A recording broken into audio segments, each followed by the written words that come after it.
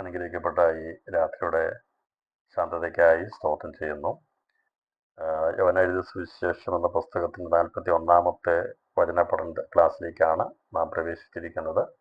കഴിഞ്ഞ 40 ക്ലാസ്സുകൾ ഈ വർഷത്തിൽ നമുക്ക് ഇതിൻ്റെ ആരംഭം നടത്തുവാൻ കർത്താവ് സഹായിച്ചു. ഈ വർഷത്തെ 2024 ഡിസംബർ മാസം 30-ാം തീയതി നടക്കുന്ന ഈ ക്ലാസ് ഈ വർഷത്തിൻ്റെ വർഷാവസാന ബൈബിൾ ക്ലാസ്സാണ്. കർത്താവ് അനുവദിച്ചാൽ 2025 നമുക്ക് തുടർന്ന് ഈ പഠനത്തിൽ പ്രവേശിപ്പാൻ കർത്താവ് സഹായിക്കട്ടെ. കർത്താവിൻ്റെ കൃപയിൽ ആശ്രയിച്ച് ഈ തിരുവചന പഠനത്തിലേക്ക് എല്ലാവരെയും സ്വാഗതം ചെയ്യുന്നു. നാം കഴിഞ്ഞ ദിവസം ചിന്തിച്ച് നിർത്തിയത് യോഹന്നാൻ സുവിശേഷം 10-ാം അധ്യായം അതിൻ്റെ 36-ാമത്തെ വാക്യം വായിച്ചാണ് നാം കഴിഞ്ഞ ദിവസം ഈ പഠനം അവസാനിപ്പിച്ചത്. അതിൽ കർത്താവ് പറഞ്ഞു, ഞാൻ ദൈവത്തിൻ്റെ പുത്രൻ എന്ന് പറഞ്ഞതുകൊണ്ട് നീ ദൈവദൂഷണം പറയുന്നു എന്ന് പിതാവ് വിശുദ്ധീകരിച്ച് ലോകത്തിൽ അയച്ചവനോട് നിങ്ങൾ പറയുന്നുവോ? ഞാൻ എൻ്റെ പിതാവിൻ്റെ പ്രവൃത്തി ചെയ്യുന്നില്ലെങ്കിൽ എന്നെ വിശ്വസിക്കേണ്ട. ചെയ്യുന്നുവെങ്കിലോ എന്നെ വിശ്വസിക്കാതിരുന്നാലും പിതാവ് എന്നിലും ഞാൻ പിതാവിലും എന്ന് നിങ്ങൾ ഗ്രഹിച്ച് അറിയേണ്ടതിന് പ്രവൃത്തിയെ വിശ്വസിപ്പീൻ. അവർ പിന്നെയും പിടിപ്പാൻ നോക്കി, അവനോ അവരുടെ കയ്യിൽ നിന്ന് ഒഴിഞ്ഞുപോയി. കഴിഞ്ഞ ദിവസം നമ്മൾ ചിന്തിച്ച വളരെ പ്രധാനപ്പെട്ട വിഷയം ഈ 10-ാം അധ്യായത്തിൽ യേശുക്രിസ്തു ദൈവമാണെന്ന് വെളിപ്പെടുത്തിയിരിക്കുന്നു. കഴിഞ്ഞ നമ്മൾ ചിന്തിച്ചിരുന്നു, പലരും യേശു ദൈവമാണെന്ന് പറഞ്ഞിട്ടില്ലല്ലോ എന്ന് പലപ്പോഴും തർക്ക വിഷയങ്ങൾ ഉന്നയിച്ച് സംസാരിക്കാറുണ്ട്. യേശു അങ്ങനെ ദൈവമാണെങ്കിൽ എന്നോട് പറഞ്ഞില്ല. ഒന്ന്, യേശു ദൈവമാണെന്ന് വ്യക്തമായി പറഞ്ഞിട്ടുണ്ടോ എന്ന് ചോദിച്ചാൽ ഇല്ല. കാരണം അവൻ മനുഷ്യവേഷത്തിൽ വന്നുകൊണ്ട് പറഞ്ഞില്ല. എന്നാൽ മനസ്സിലാകേണ്ടവർക്ക് മനസ്സിലാകുന്ന രീതിയിൽ കർത്താവ് സംസാരിച്ചു. ഇവിടെ കർത്താവ് യഹൂദന്മാരോട് സംസാരിക്കുമ്പോൾ അവർ ആഗ്രഹിച്ചിരുന്നതും യേശുവിനെ പിടിപ്പാൻ വേണ്ടി ഇവൻ ദൈവമാണ് എന്ന് ഏതെങ്കിലും വിധത്തിലൊന്ന് പറഞ്ഞു കിട്ടിയാൽ അത് ഒരു മുഖാന്തരമായി അവനെ പിടിക്കണം എന്നുള്ള ചിന്തയോടെയായിരുന്നു പരീശന്മാരും മറ്റുള്ളവരും അവിടെ യേശുവിൻ്റെ പിന്നാലെ കൂടിയിരുന്നത്. ഇവരതുകൊണ്ടാണ് സ്പഷ്ടമായിട്ട് പറയുക, നീ ക്രിസ്തുവെങ്കിലും സ്പഷ്ടമായിട്ട് പറയുക എന്നൊക്കെ പറഞ്ഞ് അവൻ്റെ പിന്നാലെ കൂടിയത്. എന്നാൽ കർത്താവരുടെ മനസ്സിലേക്ക് അറിഞ്ഞിട്ട് കർത്താവ് തന്നെ അത് വെളിപ്പെടുത്തി കൊടുക്കുകയും ചെയ്തതായിട്ടാണ് കാര്യം ചിന്തിച്ചത്. അപ്പോൾ കർത്താവ് പറഞ്ഞു, പിതാവ് എല്ലാവരിലും വലിയവൻ. അതിൻ്റെ 29-ാം വാക്യം, അവയെ തന്നിരിക്കുന്ന എൻ്റെ പിതാവ് എല്ലാവരിലും വലിയവൻ, പിതാവിൻ്റെ കയ്യിൽ നിന്ന് പിടിച്ചു കൊടുക്കാൻ ആർക്കും കഴിയുകയില്ല, ഞാനും പിതാവ് ഒന്നാകുന്ന പറഞ്ഞു. അപ്പോൾ കർത്താവ് പറഞ്ഞു, ഞാൻ അവയ്ക്ക് നിത്യജീവനെ കൊടുക്കുന്നു, അവ ഒരു നാൾ നശിച്ചു പോകുകയില്ല, ആരും അവയെ എൻ്റെ കയ്യിൽ നിന്ന് പിടിച്ചു പറിക്കുകയുമില്ല. ഇത്രയും പറഞ്ഞിരുന്നെങ്കിൽ അവർക്ക് വലിയ പ്രശ്നമൊന്നും ഉണ്ടാകത്തില്ലായിരുന്നു. എന്നാൽ കർത്താവ് അതിനെ ഒന്നുകൂടി വിശദീകരിച്ചപ്പോഴാണ് അവർക്ക് ഉൾക്കൊള്ളാൻ കഴിയാതെ പോയത്. തുടർന്ന് കർത്താവ് പറഞ്ഞത് എങ്ങനെയാണ്, ഞാൻ തന്നിരിക്കുന്നു എൻ്റെ പിതാവ്, അവയെ തന്നിരിക്കുന്ന എൻ്റെ പിതാവ്. അപ്പോൾ കർത്താവ് പറഞ്ഞു, അവയെ എനിക്ക് തന്നിരിക്കുന്ന എൻ്റെ പിതാവാണ്. അപ്പോൾ എല്ലാവരിലും അവൻ വലിയവനാണ്. അപ്പോൾ ഈ മനുഷ്യ ആത്മാവ് അല്ലെങ്കിൽ മനുഷ്യരെ അത് ചെറിയൊരു കാര്യമല്ല. മനുഷ്യാത്മാവ്, മനുഷ്യൻ എന്നുള്ളത് വിലയേറിയ സൃഷ്ടിയാണ്, വിലയേറിയതാണ്. ദൈവത്തിൻ്റെ സൃഷ്ടികളിൽ വിലയേറപ്പെട്ടതാണ് മനുഷ്യ സൃഷ്ടിയെക്കുറിച്ചുള്ളത്. അപ്പോൾ അതുകൊണ്ട് ഈ മനുഷ്യനെ ദൈവം തൻ്റെ കയ്യിൽ തന്നിരിക്കുന്നു. ദൈവം തിരഞ്ഞെടുത്തിരിക്കുന്ന തൻ്റെ കൂട്ടത്തിൽപ്പെടാനുള്ളവരെ പിതാവാൻ ദൈവമാണ് എൻ്റെ തന്നിരിക്കുന്നത്. അവൻ സകലരും വലിയവനാകുന്നുവെന്ന് യേശു പറഞ്ഞു. എൻ്റെ പിതാവ് എല്ലാവരിലും വലിയവൻ, പിതാവിൻ്റെ കയ്യിൽ നിന്ന് പിടിച്ചു കൊടുക്കാൻ ആർക്കും കഴിയുകയില്ല, ഞാനും പിതാവും ഒന്നാകുന്നു എന്നും യേശു പറഞ്ഞു. ഇത്രയും പറഞ്ഞപ്പോഴത്തേക്ക് അവരുടെ പ്രശ്നമെല്ലാം ഷൂട്ടപ്പായി. അവർക്ക് പിന്നെ അത് കുറച്ചുകൂടെ കേൾക്കാനുള്ള യാതൊരുവിധമായ ക്ഷമയുമില്ലാത്തവരായി. അവർ അപ്പോൾ തന്നെ അതിനോട് പ്രതികരിക്കുകയാണ്.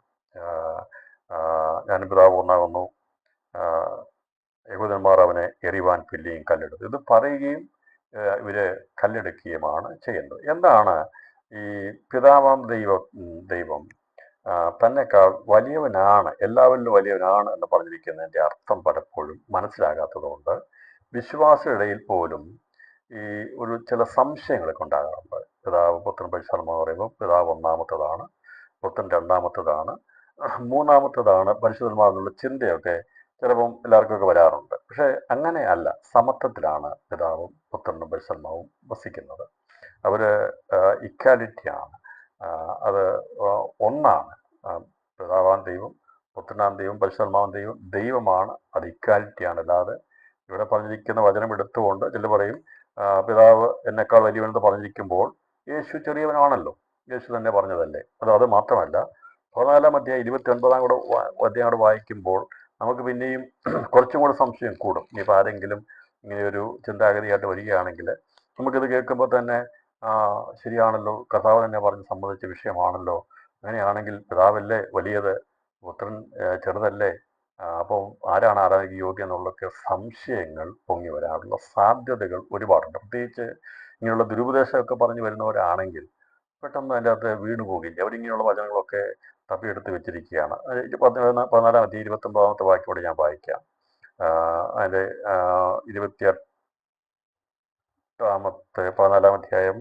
14 അധ്യായം അതിൻ്റെ ഒരു വാക്യം കൂടെ ഉണ്ട്. എല്ലാവരും വലിയവൻ. 14-ന്റെ 14 അധ്യായം 29 വാക്യം. പിതാവ് എന്നെക്കാൾ വലിയവനല്ലോ, അത് സംഭവിക്കുമ്പോൾ നിങ്ങൾ വിശ്വസിക്കേണ്ടതിന് ഞാനിപ്പോൾ അത് സംഭവിക്കുന്ന മുമ്പ് നിങ്ങളോട് പറഞ്ഞിരിക്കുന്നത്. പിന്നീട് നമ്മൾ പഠിക്കേണ്ടതാണ്. എങ്കിലും ഞാൻ പറഞ്ഞല്ലോ, ഇപ്പം എല്ലാവരിനേക്കാളും വലിയവനെന്ന് പറയുമ്പോൾ കർത്താവ് സകലത്തിലും വലിയവനാണ്, പിതാവാൻ ദൈവമാണ്, അപ്പോൾ യേശുക്രിസ്തു രണ്ടാമനാണെന്നുള്ള ചിന്ത ഇവിടെ ഉരുത്തിരിയാനുള്ള സാധ്യതകൾ കൂടുതലാണ്. എന്നാൽ അതങ്ങനെ സംഭവിക്കാതിരിക്കാൻ വേണ്ടിയാണ് കർത്താവ് അപ്പോൾ തന്നെ പറഞ്ഞത്, ഞാനും പിതാവ് ഒന്നാകുന്നു, ഇക്കാര്യത്തിലാണ് ഞങ്ങൾ ഒന്നാണ്. പിന്നെ ഇതിനാണ് 14 29 വാക്യത്തിൽ വീണ്ടും യേശു പറഞ്ഞിരിക്കുന്നത്. ഒന്നുകൂടെ പറയുകയാണ്, അത് പിതാവ് എന്നെക്കാൾ വലിയവനല്ലോ എന്ന് പറഞ്ഞിരിക്കുക. പിതാവ് എന്നെക്കാൾ വലിയവനല്ലോ. അപ്പോൾ ഇങ്ങനെയുള്ള ഈ വചനം വായിക്കുമ്പോൾ 10 അധ്യായം 25 വാക്യവും 10 അധ്യായം 29 വാക്യവും 14 29 വാക്യവും വായിക്കുമ്പോൾ സാധാരണ രീതിയിൽ എല്ലാവർക്കും ഒരു സംശയമുണ്ടാകും. ഒരുപക്ഷെ ഈ വചനം കേൾക്കുന്ന ആൾക്കാരിലും ഒരു സംശയം ഉണ്ടാകാൻ സാധ്യതകൾ കൂടുതലാണ്, അല്ലെങ്കിൽ എപ്പോഴെങ്കിലും ഉണ്ടായിട്ടുണ്ട്. ഞാൻ പറയട്ടെ, ഇങ്ങനെ ഒരു ചിന്താഗതി ഉണ്ടായിട്ട് ആരെങ്കിലും എപ്പോഴെങ്കിലും ഉണ്ടാകാതിരുന്നിട്ടുണ്ടോ? എനിക്കുണ്ടായിട്ടുണ്ട്. ഞാനും വായിക്കുന്ന സമയത്തൊക്കെ ഇതൊക്കെ വായിക്കുമ്പോൾ എൻ്റെ മനസ്സിലിങ്ങനെ വിടുത്തിരിഞ്ഞിട്ടുണ്ട്. അപ്പോൾ പിതാവാണല്ലോ വലുത്, പുത്രൻ താന്നാണല്ലോ പരിശുദ്ധാത്മാവ്. അപ്പം അങ്ങനെയുള്ളൊരു ചിന്താഗതി സാധാരണ ഒരു വിശ്വാസിയെ സംബന്ധിച്ച് ദൈവജനം വായിക്കുമ്പോൾ ഉണ്ടാകുന്ന ചിന്താഗതി ഉണ്ടാകാറുണ്ട്. അത് വായിക്കുന്നവർക്കും ചിന്തിക്കുന്നവർക്കും പഠിക്കുന്നവർക്കും ഉള്ളൂ കേട്ടോ, അല്ലാത്തവർക്ക് സംശയമുണ്ട്. ഞാൻ പറഞ്ഞല്ലോ, ഈ സംശയം ഉണ്ടാകുന്നത് ഒന്നുകിൽ സംശയം ഉണ്ടാകാത്തവർ രണ്ട് കൂട്ടരാണ്. ഒന്ന്, എല്ലാം അറിയാവുന്നവർക്ക് സംശയമില്ല. രണ്ട്, ഒന്നും അറിയാത്തവർക്ക് സംശയമില്ല. എന്നാൽ ഈ കുറച്ചൊക്കെ അറിയാവുന്നവർക്ക് കുറച്ചൊക്കെ സംശയങ്ങൾ എപ്പോഴും ഉണ്ടാകാറുണ്ട്. പിന്നെ ആവശ്യമില്ലാത്ത സംശയങ്ങളില്ല, വചനം വായിക്കുമ്പോൾ ഉണ്ടാകുന്ന ന്യായമായിരിക്കുന്ന സംശയങ്ങളൊക്കെ ഉണ്ടാകാറുണ്ട്. ഈ വിശ്വാസം എത്ര വർഷം കഴിഞ്ഞാലും പിന്നെയും നിരവധി സംശയങ്ങൾ ക്ലിയർ ആകാതെ കിടക്കുന്ന ഹൃദയങ്ങളെയും കാണാൻ സാധിക്കും. ഇപ്പോൾ ഇതിനകത്ത് ഇത് വായിക്കുമ്പോൾ എന്താണ് നമുക്കതിൻ്റെ അകത്ത് നിന്ന് മനസ്സിലാക്കാൻ സാധിക്കുന്നതെന്ന് ഇന്ന് രാത്രിയിൽ ഒന്ന് ഗ്രഹിക്കുന്നത് നന്നായിരിക്കും. കാരണം പിന്നീട് ഇത് സംബന്ധമായിട്ടുള്ള സംശയം നമ്മുടെ മനസ്സിലുണ്ടായിരിക്കാൻ വേണ്ടി ദൈവം എനിക്ക് തന്നിരിക്കുന്ന കാഴ്ചപ്പാടനുസരിച്ച് അതൊന്ന് വിശദീകരിക്കാൻ വേണ്ടി ഞാൻ ഇന്ന് രാത്രിയിൽ ഈ ദൈവവചന പഠനത്തിൽ ഞാൻ ആഗ്രഹിക്കുക. കാരണം ഇത് സാധാരണ രീതിയിൽ ഒരു സംശയത്തിൻ്റെ മുന ഉണ്ടാകാൻ സാധ്യതയുണ്ട്. കാരണം കർത്താവിൻ്റെ പറഞ്ഞിരിക്കുന്നു, ഒരു പ്രാവശ്യമല്ല പല പ്രാവശ്യം യേശു പറഞ്ഞിരിക്കുന്നു എല്ലാവരേക്കാൾ വലിയവനാണെന്ന് പറഞ്ഞിട്ട് പിന്നെ യേശു തന്നെ പറയുകയാണ്, പിതാവ് എന്നെക്കാൾ വലിയവനല്ലോ എന്ന് പറഞ്ഞിരിക്കുകയാണ്. 10:28 പിതാവ് എന്നെക്കാൾ വലിയവനല്ലോ, ഞാൻ പോയി നിങ്ങളുടെ അടുക്കൽ മടങ്ങി വരികയും ചെയ്യും. ഞാൻ നിങ്ങളോട് പറഞ്ഞത് കേട്ടുവല്ലോ, നിങ്ങൾ എന്നെ സ്നേഹിക്കുന്നുവെങ്കിൽ ഞാൻ പിതാവിൻ്റെ അടുക്കൽ പോകുന്നതിനാൽ നിങ്ങൾ സന്തോഷിക്കുമായിരുന്നു, പിതാവ് എന്നെക്കാൾ വലിയവനല്ലോ എന്ന്. അപ്പോൾ എന്തുകൊണ്ടാണ് കർത്താവ് ഇങ്ങനെ പറഞ്ഞത് എന്നുള്ളത് നമുക്കത് മനസ്സിലാക്കണമെങ്കിൽ യേശുക്രിസ്തു ലോകത്തിൽ വന്നതിൻ്റെ ഉദ്ദേശത്തെക്കുറിച്ച് മനസ്സിലാകണം. എങ്കിൽ മാത്രമേ ഈ ഈ പറഞ്ഞിരിക്കുന്ന കാര്യത്തിൻ്റെ അർത്ഥവ്യാപ്തി മനസ്സിലാക്കാൻ സാധിക്കുന്നത്. എബ്രായർക്കെഴുതിയ ലേഖനം അതിൻ്റെ 2-ാം അധ്യായം വായിക്കുമ്പോൾ എന്താണ് കർത്താവോട് പറഞ്ഞ ഉപദേശിച്ചെന്ന് മനസ്സിലാക്കാൻ സാധിക്കും. 2-ാം അധ്യായം 9-ാം വാക്യം. എങ്കിലും ദൈവകൃപയാൽ എല്ലാവർക്കും വേണ്ടി മരണം ആസ്വദിപ്പാൻ ദൂതന്മാരിലും അല്പം ഒരു താഴ്ച വന്നവനായ യേശു മരണം അനുഭവിച്ചുകൊണ്ട് അവനെ മഹത്വവും ബഹുമാനവും അണിഞ്ഞവനായി നാം കാണും. ഈ ഒരു കാര്യത്തിലാണ് മനുഷ്യപുത്രനെ സന്ദർശിക്കേണ്ടത്. 2-7 വാക്യം, നീ അവനെ ദൂതന്മാരെക്കാൾ അല്പം മാത്രം താഴ്ത്തി തേജസ്സും ബഹുമാനം അവനെ അണിയിച്ചിരിക്കുന്നു. നിന്റെ കൈകളുടെ പ്രവൃത്തികൾക്ക് നീ അവനെ അധിപതിയാക്കി. ഇത് ആദത്തെ സൃഷ്ടിച്ചിട്ടുള്ള ബന്ധത്തിലാണ് 2-7 വാക്യം. നീ അവനെ ദൂതന്മാരെക്കാൾ അല്പം മാത്രം താഴ്ത്തി തേജസ്സും എന്ന് പറഞ്ഞാൽ എൻ്റെ അർത്ഥം, ദൂതന്മാരെക്കാൾ അല്പം താഴ്ത്തി എന്ന് പറയുന്നതിൻ്റെ അർത്ഥം ഈ ആദത്തിൽ ജഡമരണം, ആത്മമരണം, ഇങ്ങനെയുള്ള മരണത്തിനുള്ള സാധ്യതകൾ ഉണ്ടായിരുന്നു. അതുകൊണ്ടാണ് ദൂതന്മാരെക്കാൾ അല്പം മാത്രം താഴ്ത്തുന്ന പറയുന്നത്. എന്നാൽ ദൂതന്മാർക്ക് ജഡമരണമില്ല, അവർ ജഡത്തിൽ മരിക്കത്തില്ല. അവർക്ക് ആത്മമരണം സംഭവിച്ചാൽ നിത്യമരണമാണ്. അതുകൊണ്ട് പറഞ്ഞ് നിങ്ങൾ മനുഷ്യരെ പോലെ മരിക്കുന്നതിൻ്റെ അർത്ഥം നിത്യമരണത്തിന് മനുഷ്യർ ദൂതന്മാർ പാപം ചെയ്താൽ അവർക്ക് ജഡമരണമില്ല, അവർ തേജസ് നഷ്ടപ്പെടും, നിത്യമായിരിക്കുന്ന നരകാഗ്നിയിലേക്ക് തള്ളപ്പെടും. അതുകൊണ്ടാണ് പാപം ചെയ്ത ദൂതന്മാരെ ദൈവം ബന്ധിച്ച് അവരെ നരകത്തിൽ ആക്കിയിരിക്കുന്നത്. അവര് പുനരുത്ഥാനമൊന്നും അവർക്കില്ല. അവരെ അതുപോലെ തന്നെയാണ് അവരെ ദൈവത്തിൻ്റെ സന്നിധാനത്തിൽ കൊണ്ടുവരുന്നത്. എന്നാൽ മനുഷ്യർക്ക് പുനരുത്ഥാനമുണ്ട്. ഭൂതാത്മാക്കൾക്കും അവരും പുനരുത്ഥാനത്തോടെ ശരീരത്തോടെയാണ് വരുന്നത്. എന്ന് പറഞ്ഞാൽ അവർ പഴയ ശരീരത്തിലേക്ക് വരും. എന്നാൽ ദൂതന്മാരായിരിക്കുന്നവർക്ക് അവർക്ക് ജഡമരണമില്ല. അപ്പോൾ ഇവിടെ നീ അവനെ ദൂതന്മാരെക്കാൾ അല്പം മാത്രം താഴ്ത്തി തേജസ്സ് ഭഗവാനെ അണിയിച്ചിരിക്കുന്നു. അപ്പോൾ ഈ ജഡത്തിൽ ആദത്തിന് കൊടുത്തിരുന്ന ആ ജഡത്തിന് മരണമുണ്ടെന്നും അത് മണ്ണിലേക്ക് ചേരുമെന്നും അവന് കൊടുത്തിരുന്ന തേജസ് നഷ്ടപ്പെട്ടാൽ അവൻ മനുഷ്യനാണ്, മണ്ണിൽ ചേരും. തേജസ്സുള്ള ശരീരത്തിന് ഒരിക്കലും മണ്ണിനോട് ചേരാൻ കഴിയത്തില്ല. അതുകൊണ്ടാണ് തേജസ് നഷ്ടപ്പെട്ട മനുഷ്യന് ആത്മമരണം സംഭവിച്ചപ്പോൾ ജഡമരണം സംഭവിച്ചത്.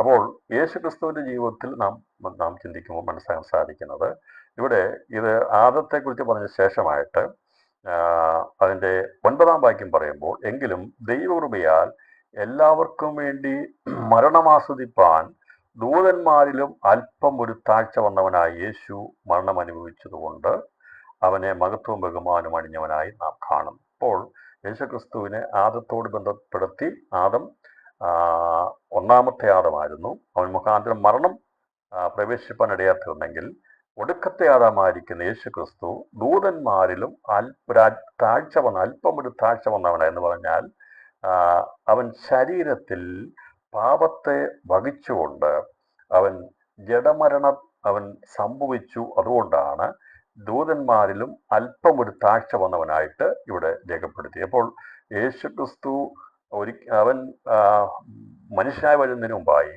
വചനമാം ദൈവമായിരുന്നു.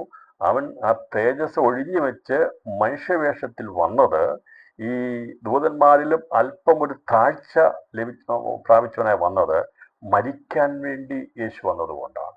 അപ്പോൾ പിതാവ് പുത്രപരിശുദ്ധാത്മാവ് എന്ന ദൈവിക തൃത്വം ഒന്നാകുന്നു. അത് സമത്വത്തിലാണ് വസിക്കുന്നത്. എന്നാൽ ഈ മാനവവംശത്തെ രക്ഷിപ്പാനായിട്ട് അനാദിയിലെ തീരുമാനമായിരുന്നു ഇവരെ വീണ്ടെടുക്കാൻ വേണ്ടി വചനമാം ദൈവം തന്നെത്താൻ താഴ്ത്തി ലോകത്തിൽ മനുഷ്യ സദൃശരായി വന്ന് ജഡത്തിൽ മരണം സംഭവിക്കണം.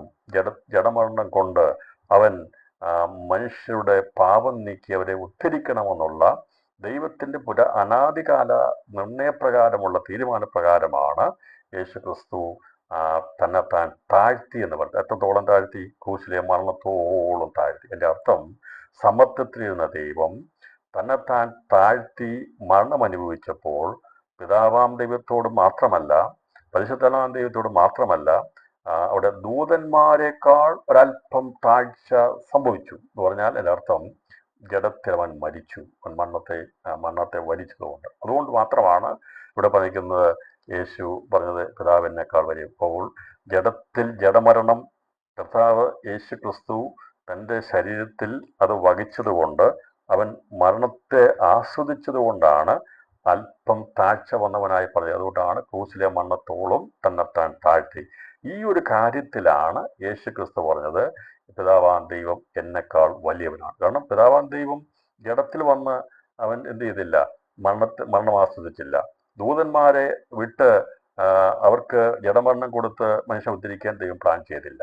എന്നാൽ ദൈവം തീരുമാനമെടുത്തത് ദൈവത്തിന് സ്വരൂപസൃഷ്ടിച്ച് സൃഷ്ടിച്ച മനുഷ്യനെ രക്ഷിക്കാനായിട്ട് ദൈവം തന്നെത്താൻ താഴ്ത്തി മരിക്കാൻ വേണ്ടി അവൻ തയ്യാറായതിനെയാണ് ഇവിടെ പറഞ്ഞിരിക്കുന്നത്.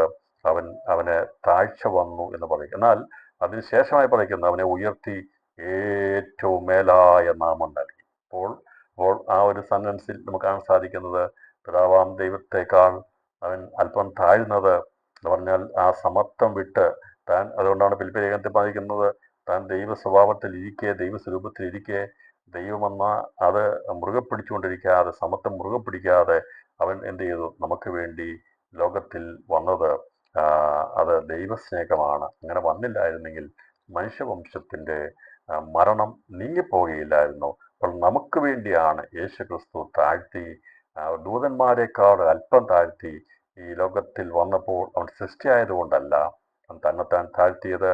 അവൻ കൊണ്ടാണ് അവൻ അല്പം താഴ്ചയോളമായി കാണുന്നത്. എന്നാൽ യേശു ക്രിസ്തുവിനെ ഏറ്റവും ഉന്നതമായ സ്ഥാനത്തേക്ക് ഉയർത്തി എന്നുള്ളതും നമുക്ക് ഈ ദൈവവചനം പഠിക്കുമ്പോൾ കാണാൻ സാധിക്കുന്നുണ്ട്. അപ്പോൾ ഇവിടെയാണ് കർത്താവ് പിതാവ് തന്നെക്കാൾ വലിയവനെന്ന് പറഞ്ഞതിൻ്റെ അർത്ഥം ഇന്ന് രാത്രി മനസ്സിലാൻ വിചാരിക്കുന്നു. അപ്പോൾ പിതാവാൻ ദൈവം ഒരിക്കലും ജഡമരണം അനുഭവിച്ചില്ല. പരിശുദ്ധാത്മാവാൻ ദൈവം ആസ്വദിച്ചില്ല. എന്നാൽ പുത്രനാം ദൈവമാണ് ജഡത്തിൽ വന്ന് അവൻ തൻ്റെ ആ മനുഷ്യപാപത്തിൻ്റെ പരിഹാരത്തിന് വേണ്ടി ജഡമരണം ആസ്വദിച്ചതുകൊണ്ടാണ് തന്നെത്താൻ താഴ്ത്തി എന്ന് പറഞ്ഞിരിക്കുന്നത്. അപ്പോൾ ഈ മരണത്തോടുള്ള ബന്ധത്തിലാണ്. അപ്പോൾ അതൊരു പരാജയമല്ല. യേശുക്രിസ്തു ജയാളിയായി തീരാൻ വേണ്ടി അല്പസമയത്തേക്ക് അവൻ എന്ത് ചെയ്തു?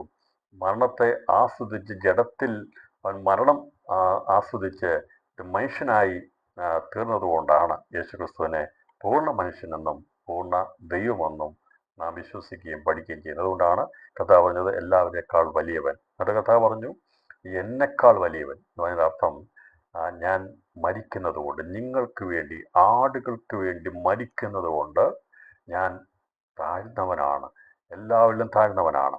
സർവശക്തനായ ദൈവം, വചനമാം ദൈവം നമുക്ക് വേണ്ടി ഒരു അമ്മയുടെ ഉദരത്തിൽ പറഞ്ഞാൽ ഒരു സ്ത്രീയുടെ ഉദരത്തിൽ അവൻ ഗുരുവായി തന്നെത്താൻ താഴ്ത്തിയ ഒരു ഗർഭപാത്രത്തിൽ 9 മാസത്തിൽ അധികമായ ദിവസങ്ങൾ കാലം തികയോളം ആ ഒരു ഉദരത്തിൽ വഹിക്കപ്പെട്ട് അവൻ ജനിച്ച് ഒരു മനുഷ്യനെ പോലെ ലോകത്തിൽ ജനിച്ച് അവൻ വളർന്ന് 3.5 വർഷം കൊണ്ട് ശുശ്രൂഷ ചെയ്ത് അവൻ മരണം ആസ്വദിച്ചു കഴിഞ്ഞപ്പോൾ നമുക്ക് കാണാൻ സാധിക്കുന്നത് ഈ 33.5 വർഷക്കാലം യേശു ക്രിസ്തു താഴ്ത്തിയവനായിട്ടാണ്, തന്നെത്താൻ താഴ്ത്തിയാണ് ലോകത്തിലായിരുന്നത്. ഈ കാലത്തെയാണ് ക്രിസ്തുയേശുവിൻ്റെ താഴ്ച എന്നുള്ള കാര്യം നമ്മൾ മനസ്സിലാക്കുമ്പോൾ ചിന്തിക്കുന്നത്. അപ്പോൾ ജീവിതത്തിൽ യേശു ജനിച്ചത് മുതൽ കാൽവരി മരണം വരെ യേശു തന്നെത്താൻ താഴ്ത്തി. പക്ഷെ ദൂതന്മാരെക്കാൾ വലിയ, എന്നാൽ ക്രൂശിൽ മരിക്കുന്നതോടുകൂടിയാണ് ദൂതന്മാരെക്കാൾ അല്പം താഴ്ത്തിയത്. എന്നാൽ പിതാവാൻ ദൈവത്തോടുള്ള ബന്ധത്തിൽ, പരിശുദ്ധാത്മാവാൻ ദൈവത്തോടുള്ള ബന്ധത്തിൽ ഈ 3.5 വർഷക്കാലം പിതാവാൻ ദൈവത്തിൽ നിന്നും പരിശുദ്ധാത്മാവിൽ നിന്നും യേശു ക്രിസ്തു തന്നെത്താൻ താഴ്ത്തി ലോകത്തിൽ വന്ന് മനുഷ്യനായിരിക്കുന്ന എൻ്റെ നിങ്ങളുടെ ജഡത്തിൽ വന്നതുകൊണ്ടാണ് അവനെ ചെറിയവനായിട്ട്, അല്ലെങ്കിൽ പിതാവിനേക്കാൾ ചെറുതായിട്ട് കർത്താവോട് പറഞ്ഞിരിക്കുന്നത്. എന്നാൽ ഈ 33.5 വർഷം കഴിഞ്ഞപ്പോൾ കർത്താവ് പിന്നെ പറഞ്ഞിട്ടുണ്ട്, എൻ്റെ മഹത്വം എനിക്ക് തിരികെ ലഭിക്കേണ്ടതിന് ഞാൻ എന്ത് ചെയ്യുന്നു, ലോകസ്ഥാപനത്തിന് മുമ്പുള്ള അതിലേക്ക് എന്നെ പ്രവേശിപ്പിക്കണമേ എന്നും പറഞ്ഞിട്ടപ്പോൾ യേശു ക്രിസ്തു ഇന്ന് സകലനാമത്തിന് മേലായ നാമത്തിൽ ഉള്ളതായി പിതാവിനോടും പരിശുദ്ധാത്മാവിനോടും സമത്വത്തിലാണ് വസിക്കുന്നതെന്നും, അതുകൊണ്ട് ഈ പറയുന്ന ഭാഗങ്ങളെടുത്ത് വായിക്കുമ്പോൾ ഒരിക്കലും സംശയം ഉളവാകരുത്. പിതാവ് ഒന്നാകുന്നു, പുത്രൻ ഒന്നാകുന്നു, പരിശുദ്ധാത്മാവ് ഒന്നാകുന്നു എന്നാണ് ഇവിടെ പറയുന്നത്.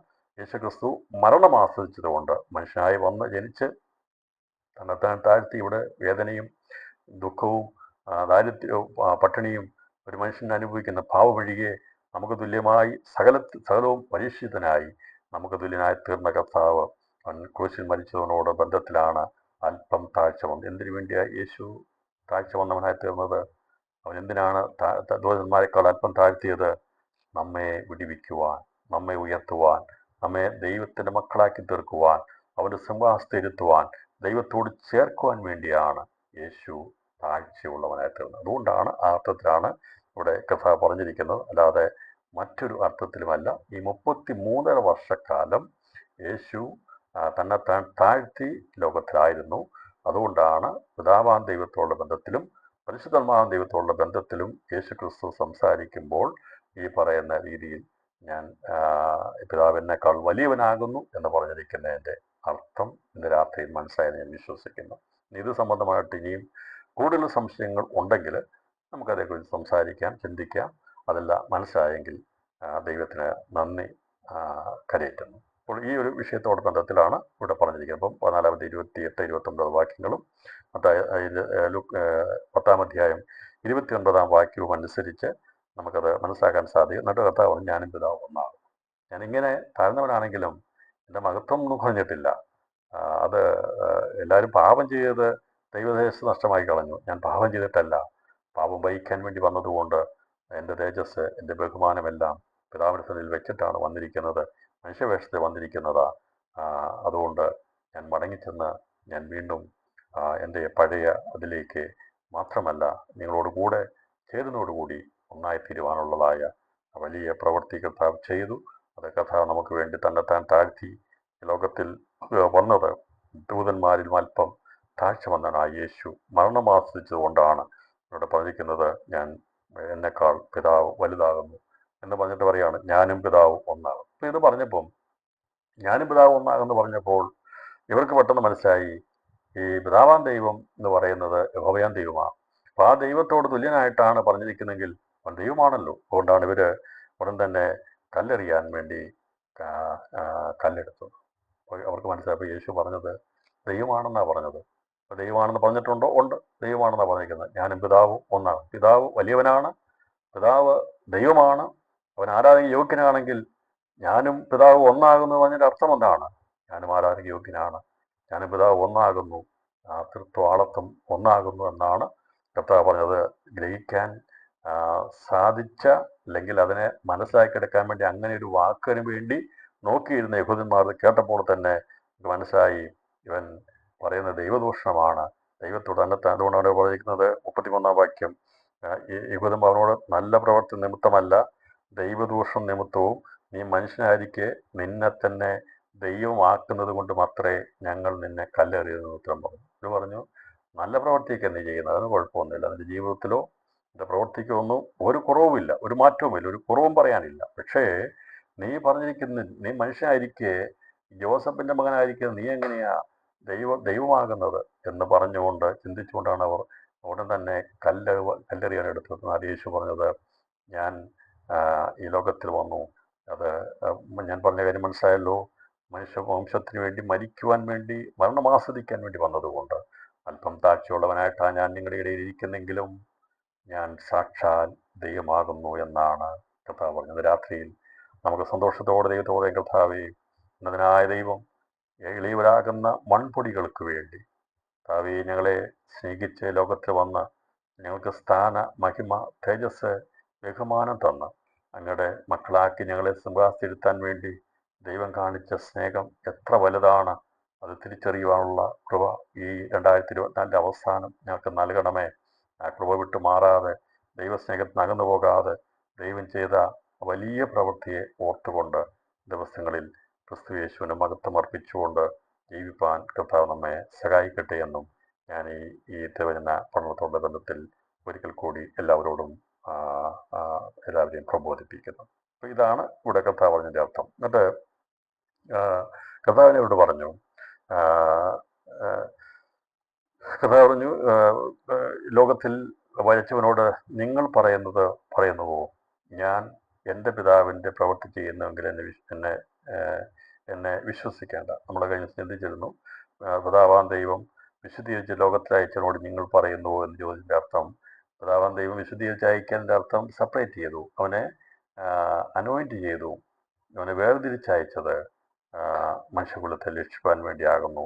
അയച്ചുകൊണ്ട് നിങ്ങൾ പറയുന്നു. അപ്പോൾ പിതാവാൻ ദൈവം വിശുദ്ധീകരിച്ച് ലോകത്തെ അയച്ചുകൊണ്ടെന്ന് പറഞ്ഞ അർത്ഥം യേശു സൃഷ്ടിയായിരുന്നോ ഞാൻ കഴിഞ്ഞ എടുത്തിരുന്നു, ആവർത്തിക്കാൻ ആഗ്രഹിക്കുന്നില്ല.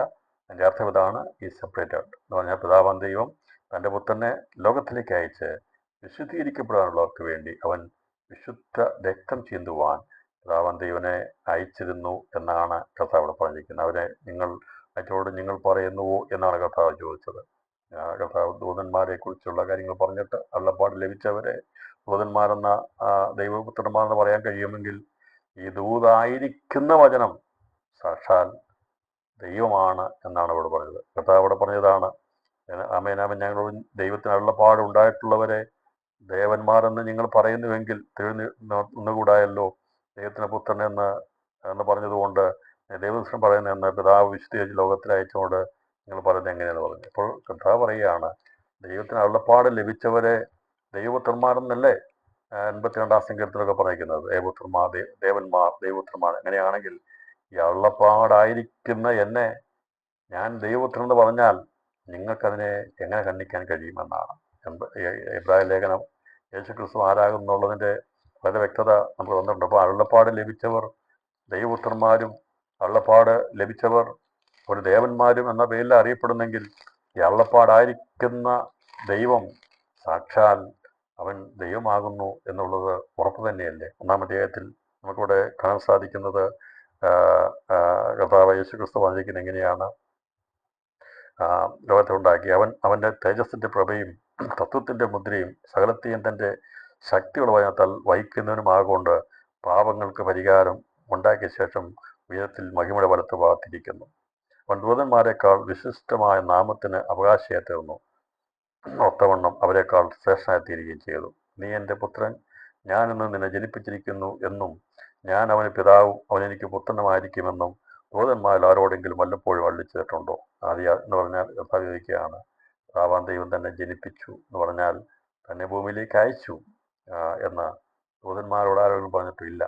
പിതാവാൻ ദൈവം തൻ്റെ പിതാവാണ്, അവനാണ് ഭൂമിയിലേക്ക് തന്നെ അയച്ചത് എന്നുള്ളത് കഥ പറയാൻ പറയുക. അവൻ സാക്ഷാൽ ദൈവമാണ്, വചനമാണ്, വചനമാൻ ദൈവം സാക്ഷാൽ ദൈവമാണ്. വചനം ലഭിച്ചവരെ ദേവന്മാരെന്നും ദൈവപുത്രന്മാരെന്നും പറയുമെങ്കിൽ സാക്ഷാൽ അരുളപ്പാടാകുന്ന വചനമായിരിക്കും ദൈവത്തെ നമ്മൾ എന്തു പറയും?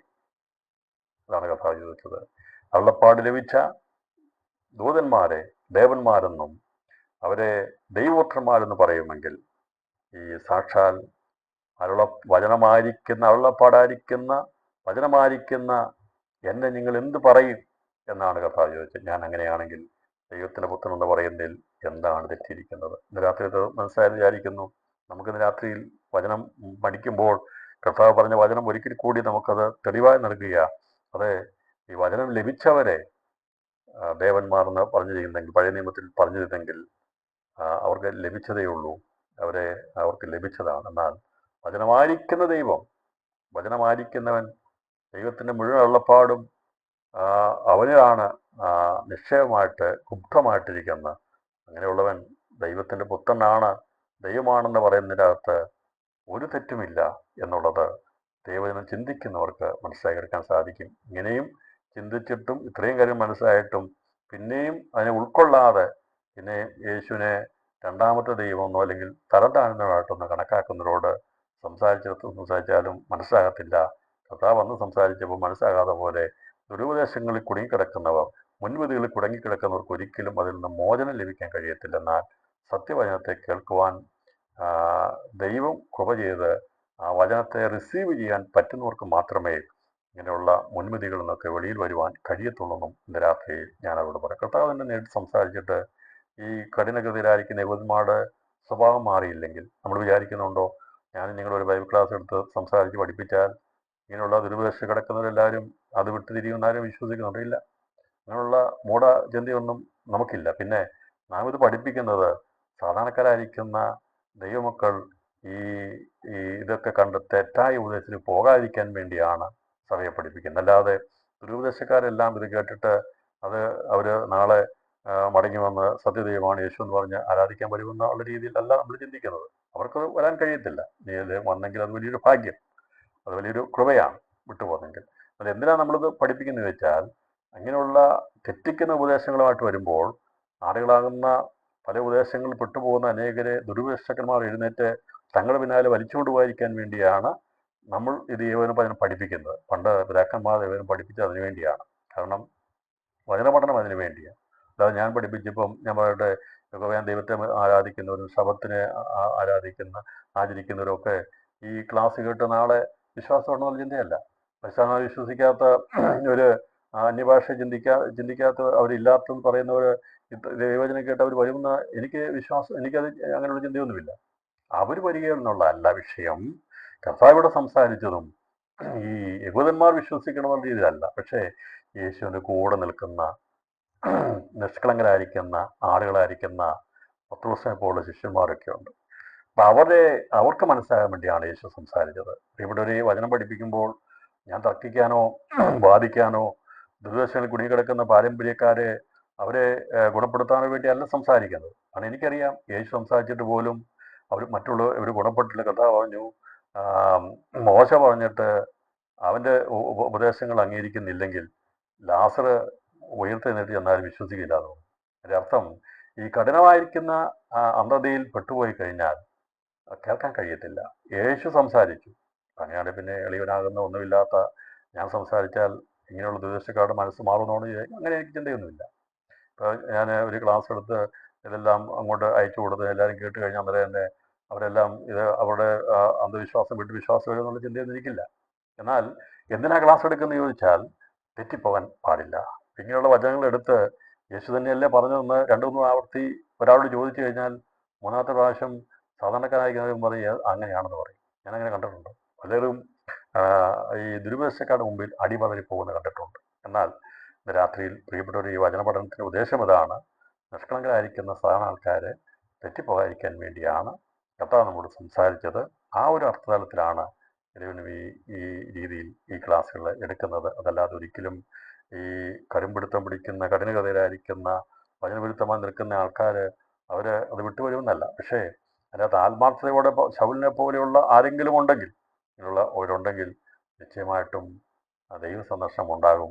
അവരെ കർത്താവ് വെളിയിൽ കൊണ്ടുവരികയും ചെയ്യും. അല്ലാത്തവർക്ക് ഒരിക്കലും പിടിച്ചു നിൽക്കുന്ന ദുരുപദേശത്തു നിന്ന് അതിൻ്റെ കഠിനതയിൽ നിന്ന് വിട്ടുപോകാൻ കഴിയത്തില്ല എന്നുള്ളതും രാത്രി മനസ്സിലാക്കുക. കർത്താവ് പറഞ്ഞു, ഇത് ജ്ഞാനികൾക്കും വിവേകികൾക്കും മറച്ച് ദൈവം ശിശുക്കൾക്കാണ് വെളിപ്പെടുത്തി കൊടുക്കുന്നത്. നമുക്ക് വലിയ ജ്ഞാനമോ പാണ്ഡിത്യമോ ഒന്നും ഇല്ലാത്തതുകൊണ്ട് കർത്താവ് പറയുന്ന കാര്യങ്ങളുടെ ഗൗരവം മനസ്സിലായി, അതിൻ്റെ അർത്ഥം മനസ്സിലായി.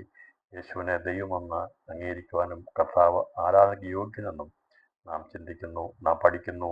അതങ്ങനെ തന്നെയാകിയ ഇന്ന് രാത്രിയിലും സന്തോഷത്തോടെ യേശുവിനെ നാം ആരാധിക്കുന്നതിനാകണം എന്നുള്ളതും അത് വചന വ്യവസ്ഥയാണ്, വചനത്തിന് അനുസരണമാണ്, അതിന് മാറ്റമില്ലാത്താകുന്നൊന്നും ഈ വചന പഠനത്തിൽ നമുക്ക് ഗ്രഹിക്കാൻ കഴിയുന്നില്ല. അപ്പോൾ എന്താണ് ഉദ്ദേശം എന്ന് മനസ്സിലായല്ലോ. ഒരിക്കലും മറ്റാരോടും തർക്കിക്കാനോ വാദിക്കാനോ അവരെ ദുരുപദേശത്ത് നിന്ന് നല്ല ഉപദേശം കൊണ്ടുവരണമെന്നുള്ള ആഗ്രഹമുണ്ട്. പക്ഷേ എനിക്കറിയാം ഒരിക്കലും അതിനകത്ത് പെട്ടുപോയി കഴിഞ്ഞാൽ ആർക്കും മടങ്ങി വരാൻ കഴിയത്തില്ല.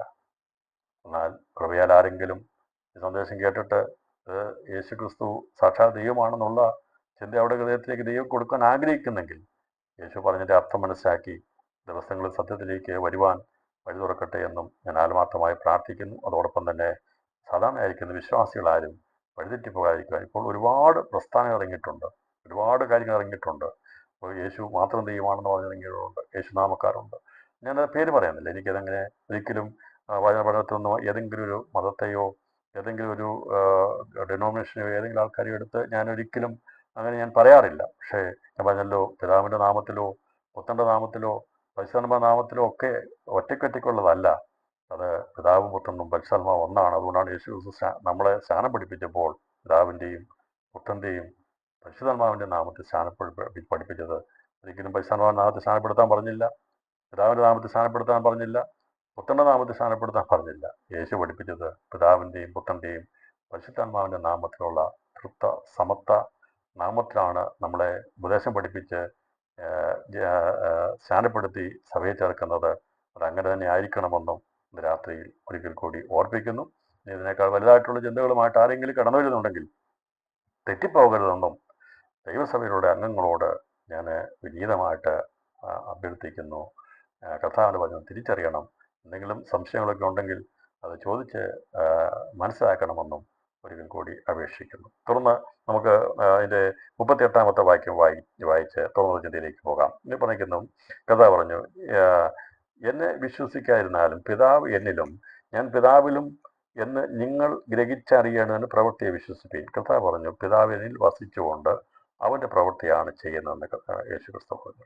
പിതാവിൽ പ്രവൃത്തി പിതാവ് എന്നിൽ വസിച്ചുകൊണ്ട് അവൻ്റെ പ്രവൃത്തി ചെയ്യുന്നെന്ന് കർത്താവ് തുറന്ന് രേഖപ്പെടുത്തുന്നുണ്ട്. അപ്പോൾ ഈ യോഹന്നാൻ സുവിശേഷത്തിൻ്റെ പ്രത്യേകത ദൈവിക തൃത്വത്തെ വെളിപ്പെടുത്തുകയും യേശു ക്രിസ്തു വചനമായ ദൈവം ആരാകുന്നുവെന്ന് വളരെ ദൈവത്തിനെന്ന് വെളിപ്പെടുത്തുന്ന ഒരു പുസ്തകമാണ് ഈ യോഹന്നാൻ സുവിശേഷം. അതിൽ അവൻ സാക്ഷാൽ ദൈവമാകുന്നു എന്നുള്ള വെളിപ്പാടാണ് നമുക്കിതിനകത്ത് മറ്റ് 3 സുവിശേഷങ്ങൾ വ്യത്യസ്തമായിട്ട് യേശുക്രിസ്തുവും പിതാവാം ദൈവവും തമ്മിലുള്ള ബന്ധത്തെ വെളിപ്പെടുത്തുവാൻ വേണ്ടിയാണ് കർത്താവ് പല സന്ദർഭങ്ങളിലും ഈ വചനത്തെ എടുത്ത് ഉദ്ധരിച്ചത്. അതുപോലെ പരിശുദ്ധാത്മാവിനെക്കുറിച്ച് എന്നിൽ വിശ്വസിക്കാൻ ഉള്ളവരുടെ ഉള്ളിൽ നിന്ന് തിരുവെഴുത്ത് പറയുന്നവർ ജീവജലത്തിന് നദിയിൽ ഒഴുകുന്ന പറഞ്ഞ് പരിശുദ്ധാത്മാവിനെക്കുറിച്ച് കർത്താവ് പറഞ്ഞു.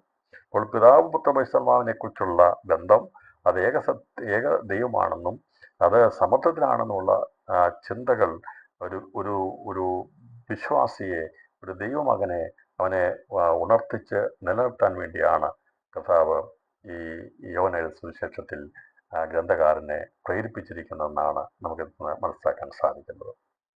അവർ അവനെ പിന്നെയും പിടിപ്പാൻ നോക്കി. ഇപ്പം യേശു ഉപദേശം ഒട്ടും അയച്ചു കൊടുത്തില്ല. ഞാൻ പിതാവ് ഒന്നാണെന്ന് പറഞ്ഞിട്ട് കർത്താവ് പറഞ്ഞു, പിതാവ് വെച്ചോട് നിങ്ങൾ പറയുന്നുവോ ഞാനിത് പിതാവിൻ്റെ പ്രവൃത്തി ചെയ്യുന്നില്ലെങ്കിൽ എന്നെ വിശ്വസിക്കേണ്ട. ഈ പ്രവൃത്തിയെക്കുറിച്ച് നിരവധി സ്ഥലങ്ങളിൽ രേഖപ്പെടുത്തിയിട്ടുണ്ട്. പ്രവൃത്തിയെക്കുറിച്ച് 14-ാം അധ്യായം 10 മുതൽ നമ്മൾ വീണ്ടും ആ ഭാഗം ചിന്തിക്കുമ്പോൾ അവിടേക്ക് വരുന്നുണ്ട്. എന്നാൽ കർത്താവ് പറഞ്ഞിരിക്കുന്ന പ്രവൃത്തി എന്താണെന്നുള്ളത് കൂടി ഒന്ന് മനസ്സിലാക്കാൻ വേണ്ടി ഞാനത് ഒന്നുകൂടെ വായിക്കാം. 14-ാം അധ്യായം 10 വായിക്കാം. വചനം സ്വയമായിട്ടുള്ള സംസാരിക്കുന്ന പിതാവ് എന്നിൽ വസിച്ചുകൊണ്ട് തൻ്റെ പ്രവൃത്തി ചെയ്യുന്നു. കർത്താവ് പിന്നീട് അത് ഒന്നുകൂടെ ഈ പറഞ്ഞ കാര്യങ്ങളെല്ലാം ശിഷ്യന്മാർക്ക് ദൈവം വെളിപ്പെടുത്തി ആവർത്തിച്ചു കൊടുത്തിട്ടുണ്ട്. അവിടെ ബഹുദന്മാർ സംസാരിച്ച ശേഷമായി ആഴമായ രീതിയിൽ ഇവർക്ക് സംശയം ഉണ്ടാകുന്നുണ്ട്. അപ്പോൾ അതിലേക്കാണ് 14-ാം അധ്യായത്തിൽ. ഞാൻ പറഞ്ഞല്ലോ, വചനം കേട്ട് കഴിഞ്ഞപ്പോൾ ഇവർ വളരെ ശ്രദ്ധയോടെ യേശുവിൻ്റെ കൂടെ നടക്കുന്ന ഈ 12 പേരിൽ 11 പേര് വളരെ ശ്രദ്ധയോടെ ശ്രദ്ധിച്ചു. ഒരുവന് അതിലൊന്നും അല്ല താല്പര്യം ഉണ്ടായിരുന്നു, അവനെ പണസഞ്ചിയായിരുന്നു വിഷയം. ബാക്കിയുള്ള 11 പേരും അവർ ചെവി വട്ടം പിടിച്ച് യേശു പറയുന്ന മുഴുവൻ കേൾക്കുമ്പോൾ ഈ 12-അവനായിരിക്കുന്ന യൂദയുടെ പരിപാടി, ഇതിനകത്ത് ഇട്ടിരിക്കുന്ന പൈസ കൂടുതലെടുത്ത് പോകുന്നുണ്ടോ, ചിലവായി പോകുന്നുണ്ടോ, പണസഞ്ചിയിലുള്ള വിഷയമായിരുന്നു അവനുണ്ടായിരുന്നത്. എന്നാൽ ബാക്കിയുള്ള തോമസ്, സ്ത്രീയല്ലാത്ത യൂദ, പത്രോസ്, അങ്ങനെയുള്ള ഫിലിപ്പോസ്, അങ്ങനെ ശിഷ്യന്മാരെല്ലാവരും ഏതെങ്കിലുമൊക്കെ കാര്യങ്ങൾ കേട്ട് കഴിയുന്നു. ഏതെങ്കിലും കാര്യം എന്ന് പറഞ്ഞാൽ അവർ കേൾക്കുന്ന വചനം അവർ ശ്രദ്ധയോടെ അവർ ഹൃദയത്തിൽ റിസീവ് ചെയ്തിട്ട് സംശയമുള്ള ഭാഗങ്ങളെ യേശുവോട് ചോദിച്ച് അറിയുന്നതിനെക്കുറിച്ച് നമുക്ക് ഈ 14-ാം അധ്യായം വായിക്കുമ്പോൾ കാണാൻ സാധിക്കും. അതിൻ്റെ അകത്തൊരു ഭാഗമായി എടുത്ത് വായിച്ചത്. അപ്പോൾ ഈ 14 ഇങ്ങനെ പറയുകയാണ്, കഥ പറഞ്ഞു, ഞാൻ പിതാവിലും പിതാവ് എന്നിലുമെന്ന് എന്നെ വിശ്വസിപ്പീൻ, അല്ലെങ്കിൽ പ്രവൃത്തി മൊത്തം എന്നെ വിശ്വസിപ്പീൻ. ആമേനാമേ ഞാൻ ഇവിടെ പറയുന്നു, ഞാൻ ചെയ്യുന്ന പ്രവൃത്തി. കഥ പറയുകയാണ്, പിതാവ് എന്നിൽ വസിച്ചുകൊണ്ട് തൻ്റെ പ്രവൃത്തി ചെയ്യുന്നു പറഞ്ഞു. ഇവിടെ പറഞ്ഞിരിക്കുന്നത് കർത്താവിനോട് ചോദ്യങ്ങൾ ചോദിക്കുമ്പോഴാണ് തോമസ് ചോദിക്കുന്ന ചോദ്യത്തിനോടുള്ള കർത്താവ് കൂടെ അത് ചോദിക്കുന്ന ചോദ്യം പറയുന്നു. ഫിലിപ്പോസ് ചോദിക്കുന്ന ചോദ്യത്തിനുള്ള ഉത്തരമാണ് കർത്താവ് പറഞ്ഞിരിക്കുന്നത്. അങ്ങനെ 14-ാം അധ്യായം ചോദ്യങ്ങളുടെ ഉത്തരമാണ്. അതിലേക്ക് നമ്മൾ കടന്നു വരും. ഇവിടെ കർത്താവ് പറഞ്ഞത് പിതാവ് എന്നിൽ വസിച്ചുകൊണ്ട് തൻ്റെ പ്രവൃത്തി ചെയ്യുന്നു. യോഹന്നാനോട് പറഞ്ഞ പോലെ തന്നെ അതിനെ ഒന്നുകൂടി വിശദമായിട്ട് കർത്താവ് പറഞ്ഞു, പിതാവ് സാക്ഷാൽ എന്നിൽ വസിച്ചുകൊണ്ട് തൻ്റെ പ്രവൃത്തിയാണ് ചെയ്യുന്നത് എന്ന് അവിടെ വെളിപ്പെടുത്തി. എന്നിട്ട് പറഞ്ഞു, വിശ്വസിപ്പീൻ, എൻ്റെ പ്രവൃത്തിയെ അറിയണമെന്ന് പ്രവൃത്തിയെ വിശ്വസിപ്പീൻ എന്ന് പറഞ്ഞു. ഈ പറച്ചിൽ മാത്രമല്ല, യേശു ക്രിസ്തു പ്രവൃത്തി കൂടി ചെയ്തിരുന്നു. പഴയ നിയമത്തിൻ്റെ പ്രവാചകന്മാർ അവർ ഭാഗമായിട്ട് അള്ളി ചെയ്തു. എന്നാൽ പുത്രൻ മുഖാന്തരം അള്ളി ചെയ്തത് മാത്രമല്ല, അതവൻ പ്രവർത്തിക്കുകയും ചെയ്തു. അവർക്ക് മനസ്സിലാകാതെ പോയത് കാര്യം അതാണ്. നമുക്കറിയാം, പഴയ നിയമത്തിൻ്റെ പ്രവാചകന്മാർ ഒന്ന് പ്രസംഗിച്ചു, അവർ അള്ളപ്പാടുകൾ അറിയിച്ചു, അവർ വിടുതലിനെ കുറിച്ച് പറഞ്ഞു. പക്ഷേ യേശുക്രിസ്തു അങ്ങനെ പ്രസംഗിക്കുക മാത്രമല്ല, അത് യാഥാർത്ഥ്യത്തിലേക്ക് കൊണ്ടുവരികയും ചെയ്തു. ഇപ്പോൾ എന്നാൽ ഈ ന്യായപ്രമാണത്തിൽ അവസാന പ്രവാചകൻ വന്നത് പശു അവിടെയാണ്, തെറ്റുപറ്റിയത് അത് അവിടെയാണ്. യോഹന്നാന് പറ്റിയ കുഴപ്പം അത് തന്നെയാണ്. യോഹന്നാൻ മനസ്സിലായി, യേശു പറയുക മാത്രമല്ല പ്രവർത്തിക്കുകയും ചെയ്യുന്നവനാണ്. അവൻ പറയുക മാത്രമല്ല പ്രവർത്തിക്കുന്നതിന് കൂടിയാണ്. അവൻ പ്രവൃത്തിയാണ്, വചനമാണ്.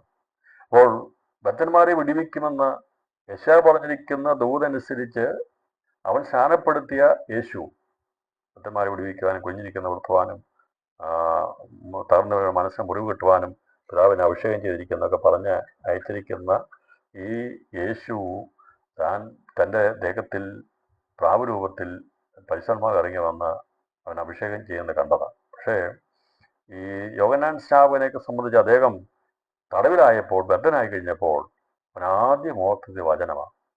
അതുപോലെ ബദ്ധന്മാരെ വിടിവിക്കുന്നതല്ലേ വന്നത്. അപ്പോൾ ഈ യോഹന്നാൻ വളരെ ഊറ്റത്തോടെ, തൻ്റെ ഇടത്തോടെ, അല്ലെങ്കിൽ വളരെ ധൈര്യത്തോടെ ഈ അവിടെ സത്യത്തിൽ നിന്നതിൻ്റെ കാരണം യേശു പിന്നിലുണ്ട്. ഏത് വിഷയം മുതൽ അവനെ വിടിവിക്കും, ബദ്ധനായി കഴിഞ്ഞാൽ, തടവിലായാൽ വിടിവിക്കുമെന്നുള്ള ഉറപ്പ് ചിന്താഗതി ഈ യോഹന്നാൻ സ്നാപകനുണ്ടായിരുന്നു. അതുകൊണ്ടാണ് അവൻ അങ്ങനെ ചിന്തിച്ചത്. അപ്പോൾ ദൈവത്തിൻ്റെ ആത്മാവ് വസിക്കുന്നവൻ വാക്ക് പറയുന്നവൻ മാത്രമല്ല, പ്രവർത്തിക്കുന്നവൻ. അതുകൊണ്ടാണ് തടവിലായപ്പോൾ യോഹന്നാന് സംശയം വന്നത്. നീ ബദ്ധന്മാരെ വിടിവിക്കുന്നവനല്ലേ? അങ്ങനെയാണെങ്കിൽ ഞാനിപ്പോൾ ഈ കാരാഗ്രഹത്തിൽ കിടക്കുക, എന്നെ വിടിവിക്കണം, നീ എന്താ വിടിവിക്കാത്തത്? ബദ്ധന്മാരെ വിടിവിക്കുന്നവനാണെങ്കിൽ, സത്യം വിളിച്ചു പറഞ്ഞ് എന്നെ ഹൃദാവ് ബന്ധിച്ചിട്ടിരിക്കുകയാണെങ്കിൽ, ഞാൻ അകത്ത് ജയിലിൽ കിടക്കുകയാണെങ്കിൽ ഞാൻ വിശ്വസിക്കുന്നു നീ ബദ്ധന്മാരെ വിടിവിക്കാൻ പോകുന്നതാ, എന്നെ വിടിവിക്കണം. പക്ഷേ കർത്താവ് അവനെ വിടിവിച്ചില്ല. കാരണം അവൻ മരിക്കണമായിരുന്നു. അവൻ മരിച്ച് അവൻ്റെ ആത്മാവ് അബ്രഹാമിൻ്റെ മടിയിൽ എത്തണമായിരുന്നു. എങ്കിൽ മാത്രമേ മോശയും ഏലിയാവും മറുമലയിൽ പ്രത്യക്ഷപ്പെടണമെങ്കിൽ സ്നാപയോഹന്നാൻ മരിക്കണമായിരുന്നു. അതുകൊണ്ടാണ് യേശു അവനെ വിടുവിക്കാതിരുന്നത്. അങ്ങനെ വിടുവിക്കാതിരുന്നപ്പോഴാണ് അവൻ സംശയം തോന്നിയിട്ട് അവൻ ചോദിച്ചു, വരുവാനുള്ളവൻ നീയാണോ അതുപോലെ ഞങ്ങൾ മറ്റൊരു? അപ്പം ഞാൻ പറഞ്ഞു, യേശുവിൻ്റെ പറച്ചിൽ വളരെയധികം അതുപോലെ തന്നെ വിശ്വസിച്ചായിരുന്നു യോഹന്നാൻ സ്നാപകൻ. പക്ഷേ അവൻ്റെ ജീവിതത്തിൽ സംശയം തോന്നി. യേശു ബദ്ധന്മാരെ വിടുവിക്കും, ഞാൻ തടവിലായപ്പോൾ എന്തുകൊണ്ട് യേശുവിനെ വിടുവിച്ചില്ല? അതാണ് അവൻ്റെ ഹൃദയത്തിൽ ഉണ്ടായ സംശയം. എന്നാൽ ദൈവത്തിൻ്റെ ഇഷ്ടമായിരുന്നു, ഹിതമായിരുന്നു, ദൈവിക പ്ലാനായിരുന്നു യോഹന്നാൻ സ്നാപകൻ മരിക്കണമെന്ന്. എന്തായിരുന്നു കാരണം? യോഹന്നാൻ സ്നാപകൻ ഏലിയാവായിരുന്നു. അതുകൊണ്ട് മോശയും ഏലിയാവും തേജസ്സിൽ പ്രത്യക്ഷപ്പെടണമെന്നുള്ളതായതുകൊണ്ടാണ് അവൻ മരിക്കുവാൻ വേണ്ടി ദൈവം അനുവദിച്ചു കൊടുത്തത്.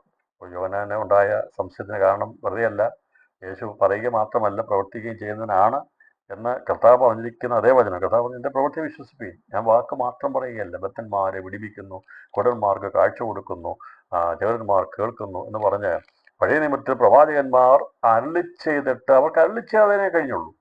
അവർക്കത് പ്രവർത്തികമാക്കുവാൻ, അത് എല്ലാവർക്കും കൊടുക്കുവാൻ കഴിഞ്ഞില്ല. അവർ ചില അടയാളങ്ങൾ ചെയ്തില്ലെന്ന് ഞാൻ പറഞ്ഞു, ചെയ്തിട്ടുണ്ട്. പക്ഷേ യേശു ക്രിസ്തു ചെയ്തതുപോലെ, പ്രവാചക വചനങ്ങളിൽ പറഞ്ഞിരിക്കുന്ന പോലെ മറ്റാരും ചെയ്തിട്ടില്ല.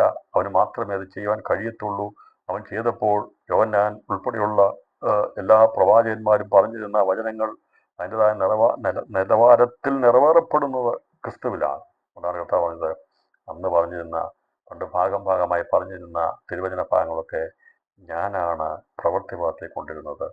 മോശയും അതുപോലെ തന്നെ പ്രവാചകന്മാരായിരിക്കുന്ന എല്ലാവരും പ്രവചിച്ച പ്രവചനങ്ങൾ ക്രിസ്തുവിലാണ് നിവൃത്തിയിരിക്കപ്പെടുന്നതെന്ന്. അതുകൊണ്ടാണ് കർത്താവ് പറഞ്ഞത്, പ്രവൃത്തിയെ വിശ്വസിപ്പിയെന്ന് പറയുന്നത്. അവർ അവനെ പിന്നെയും പിടിപ്പാൻ നോക്കി, അവനോ അവരുടെ കയ്യിൽ നിന്ന് ഒഴിഞ്ഞുപോയി. കർത്താവ് പിടിപ്പാൻ നോക്കിയപ്പോൾ അവിടുന്ന് ഒഴിഞ്ഞുപോയി. ഞാൻ പറഞ്ഞല്ലോ, ഈ കഥ കാണിച്ച മാതൃകയൊക്കെ നമ്മൾ അനുവർത്തിക്കേണ്ടതാണ്. എന്ന് പറഞ്ഞാൽ വെറുതെ നിന്ന് കൊടുക്കുകയൊന്നും ചെയ്യരുത്. ഒഴിവാകുന്ന സ്ഥലത്ത് ഒഴിവായിക്കോണം, മാറിപ്പോക്കണം, പറയേണ്ട കാര്യം പറഞ്ഞോണം. അവിടെ നിന്ന് പിന്നെ പ്രശ്നം ഉണ്ടാക്കാതെ കർത്താവ് അവിടുന്ന് ഒഴിയുക. കാരണം ദൈവത്തിന് സമയമായിട്ടില്ല. അപ്പോൾ ദൈവത്തിന് സമയം ആയിട്ടുണ്ടോ സമയത്ത് കർത്താവ് പിടിക്കാൻ ഏൽപ്പിച്ചു കൊടുത്തു, അവൻ നിന്നു കൊടുത്തു. പക്ഷേ സമയമാകാതെ കർത്താവ് ഒരിക്കലും അവിടെ നിന്നു കൊടുത്തില്ല.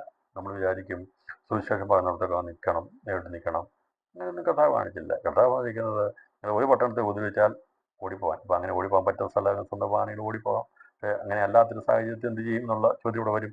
ഞാൻ പറഞ്ഞത്, കർത്താവ് ഇവിടെ നിങ്ങൾ എന്നെ പിടിച്ചു എന്ന് പറഞ്ഞ് അവിടെ നിന്നു കൊടുത്തില്ല. കർത്താവ് എന്ത് ചെയ്തു?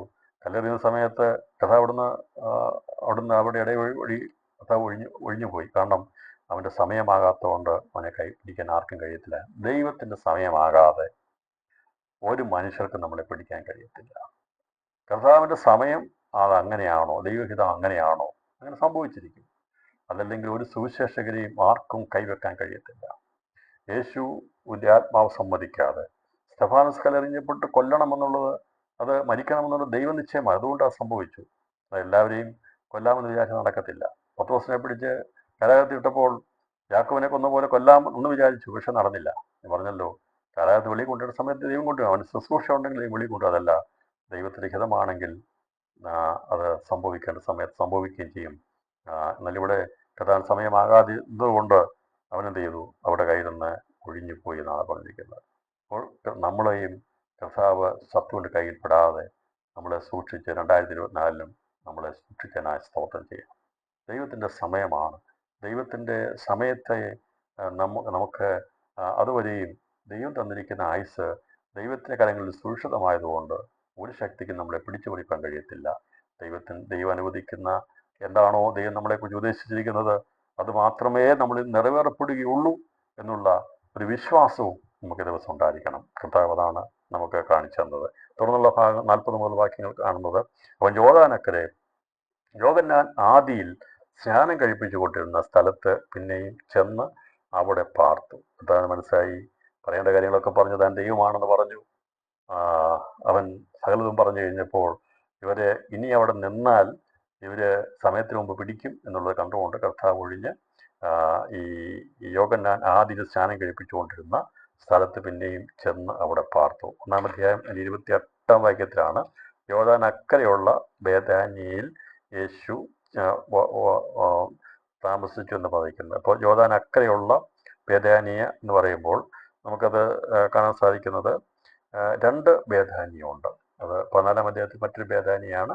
ഈ പറഞ്ഞിരിക്കുന്ന യോർദാൻ അക്കരെയുള്ള ബേഥാനിയെക്കുറിച്ച് പറയുമ്പോൾ 1-ാമത്തെ 28-ാം വാക്യത്താണ് പറഞ്ഞിരിക്കുന്നത്. അപ്പോൾ 1-ാമത്തെ 28-ാം വാക്യത്തിൽ അവിടെ സ്നാനം ചെയ്തുകൊണ്ടിരുന്നത് എവിടെയാണെന്നുള്ളത് 28-ാം വാക്യം. ഇത് യോർദാൻ അക്കരെ യോഹന്നാൻ സ്നാനം കഴിപ്പിച്ചുകൊണ്ടിരുന്ന ബേഥാനിയയിൽ സംഭവിച്ചു. ബേഥാനിയ എന്ന വാക്കിൻ്റെ അർത്ഥം അത് ഹൗസ് ഓഫ് ഫിഗ്സ് എന്നാണ്. എന്ന് പറഞ്ഞാൽ അത്തിമരത്തിൻ്റെ ഭവനമെന്നാണ്, അത്തിമരങ്ങളുടെ ഭവനമെന്നാണ് അതിൻ്റെ അർത്ഥം പറഞ്ഞിരിക്കുന്നത്. അത്തിമരത്തിൻ്റെ ഭവനം. അപ്പോൾ ആ ഒരു അർത്ഥത്തിലാണ്. അപ്പോൾ 2 സ്ഥലമുണ്ട്. ഒന്ന് യോർദാൻ അക്കരെയുള്ള സ്ഥലവും യോർദാൻ ഇക്കരെയുള്ള സ്ഥലവും. അപ്പോൾ യോർദാൻ അക്കരെയായിരുന്നു യേശു സ്നാനം കഴിപ്പിച്ചുകൊണ്ടിരുന്നത്. അപ്പം ഈ യഹൂദന്മാർ പിടിപ്പാൻ ഒഴിഞ്ഞപ്പോൾ കർത്താവ് ഒഴിഞ്ഞുപോയി അവിടെ പോയി താമസിച്ചു. അടുക്കൽ വന്ന് യോഹന്നാൻ അവിടെ താമസിച്ചു. പലരും അവൻ്റെ അടുക്കൽ വന്നു. യോഹന്നാൻ അടയാളമൊന്നും ചെയ്തിട്ടില്ല. എന്നാൽ ഇവനെക്കുറിച്ച് യോഹന്നാൻ പറഞ്ഞതൊക്കെയും സത്യമായിരുന്നു എന്ന് പറഞ്ഞ് അവിടെ പലരും അവനിൽ വിശ്വസിച്ചു. അപ്പോൾ യോഹന്നാൻ അക്കരെ ഈ ഒരു ശുശ്രൂഷ ചെയ്തു കഴിഞ്ഞാൽ അതിൻ്റെ ഒരു അലയടി അല്ലെങ്കിൽ അതിൻ്റെ ഒരു ജീവൻ അവിടെ നിലനിന്നുകൊണ്ടേയിരിക്കും. നമ്മളൊരു കൺവെൻഷൻ, ഒരു മീറ്റിംഗ് ഒരു സ്ഥലത്ത് നടത്തി തിരിഞ്ഞു പോയാൽ ഒരിക്കലും അത് അവിടം കൊണ്ട് ആ യോഗം അവിടെ പ്രാർത്ഥിച്ച് അവസാനിപ്പിച്ചാലും അവിടെ വ്യാപരിക്കുന്ന പ്രകാശം അത് മാറിപ്പോകത്തില്ല. അപ്പോൾ ഈ ദൈവത്തിൻ്റെ സാന്നിധ്യം എവിടെ പ്രസംഗിക്കപ്പെട്ടാലും അവിടെ ആ വെളിച്ചം വ്യാപരിച്ചുകൊണ്ടിരിക്കും.